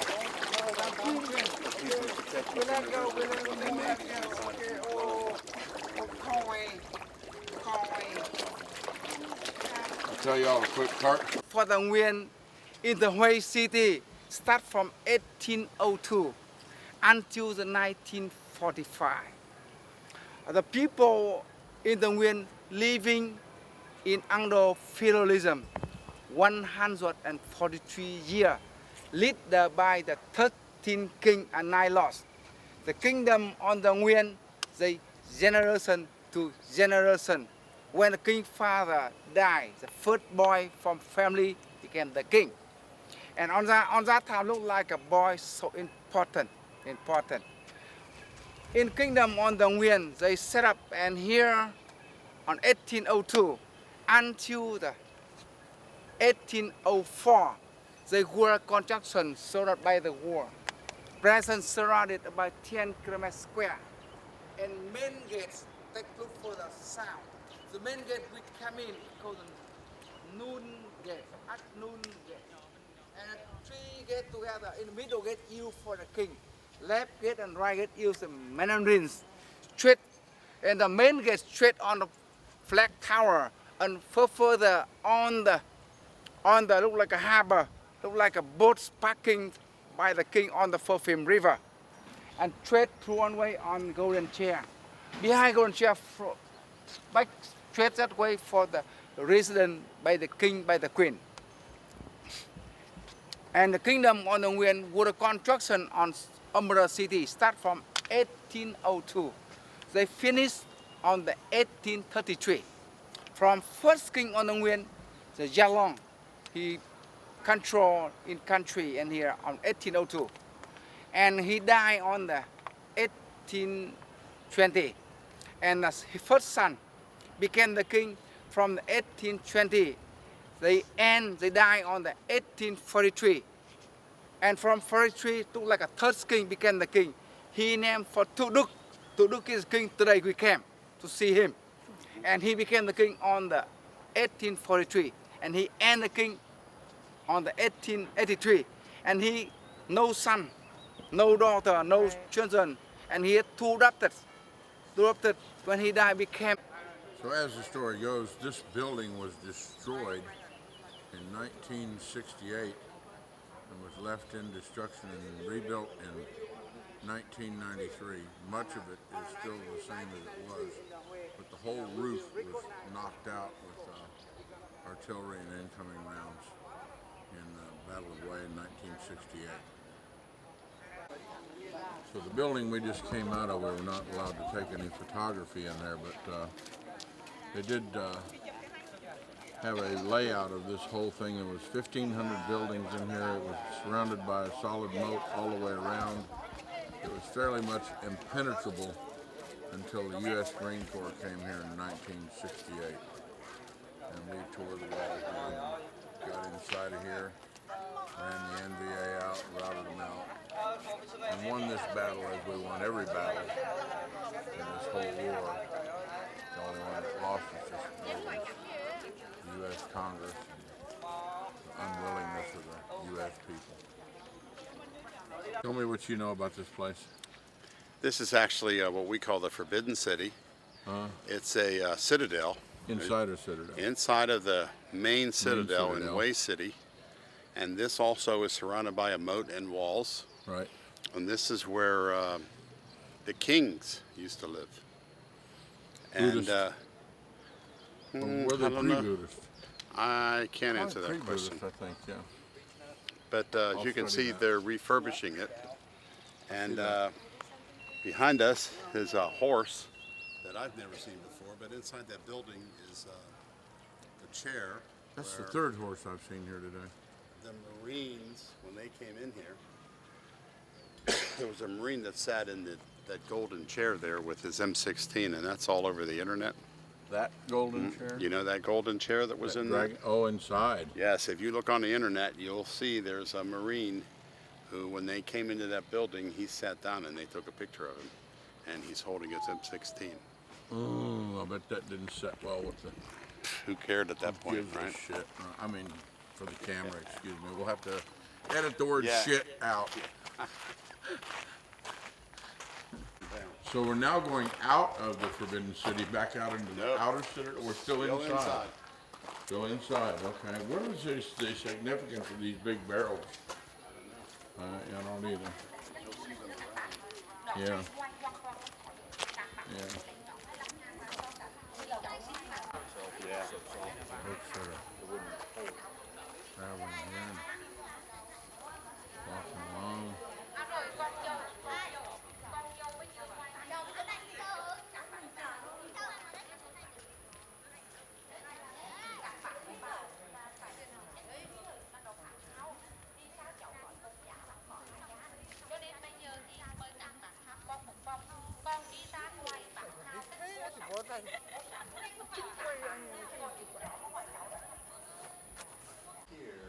Was the moat? So what was this, just a, well, these trees are old enough that I can tell they've been here a long, long time. That's the Forbidden City. This is part of the Citadel. The Citadel again. So we're out of the Forbidden City, we're walking across into the Citadel, which had not great big doors. I mean, we could have knocked those down easily enough.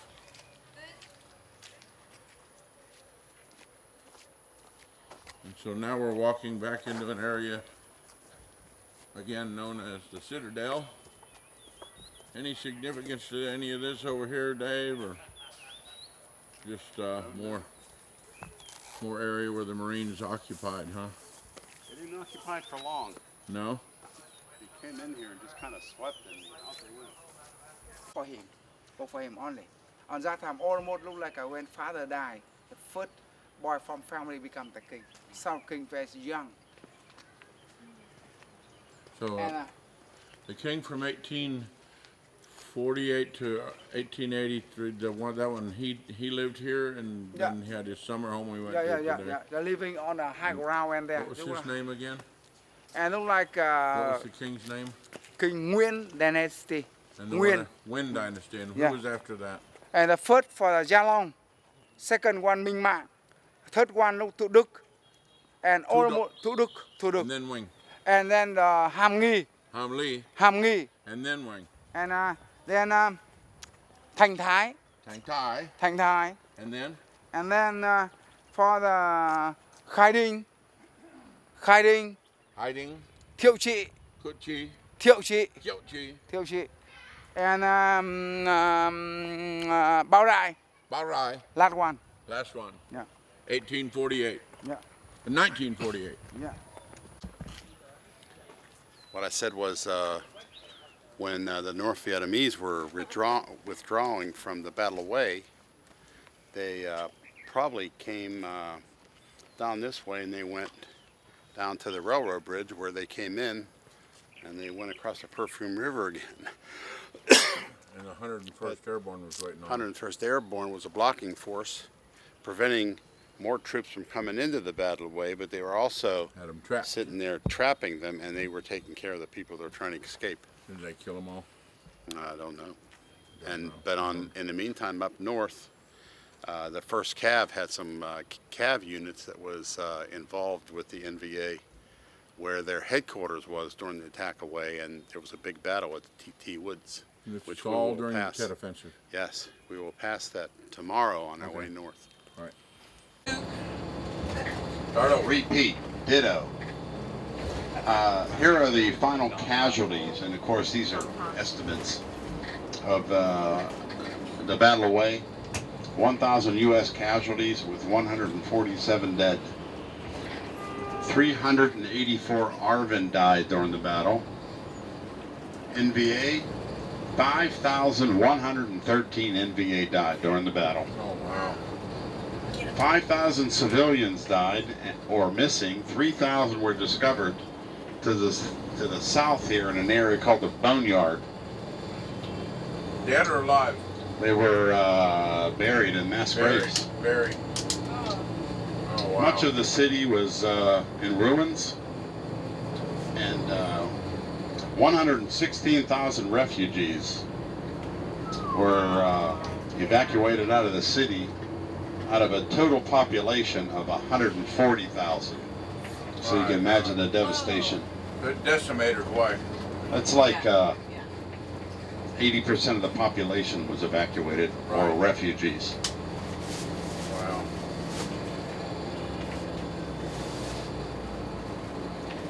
Hey. There you go.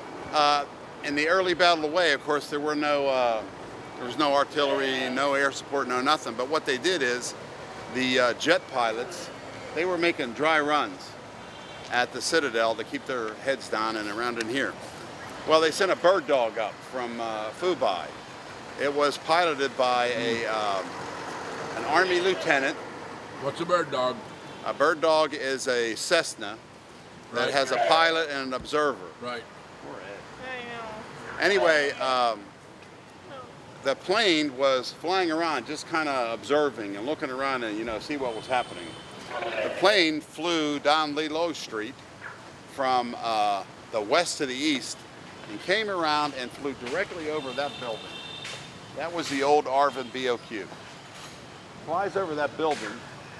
In the meantime, the pilot is shot up through the floor of the plane, through the throat, and dies instantly. Wow. And Laramie is not a pilot, he's an infantry officer. So anyway, somehow, some way, he holds the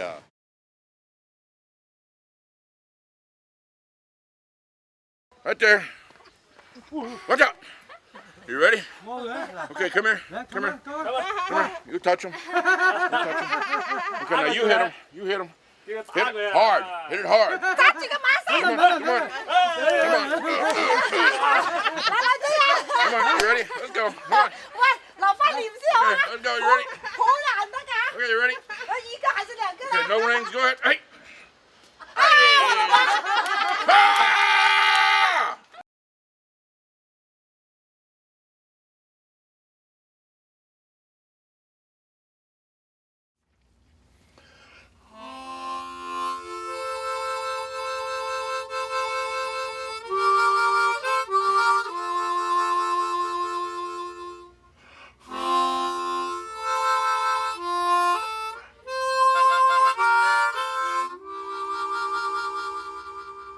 Can I just keep doing takes till I'm happy with it? Yep. Okay.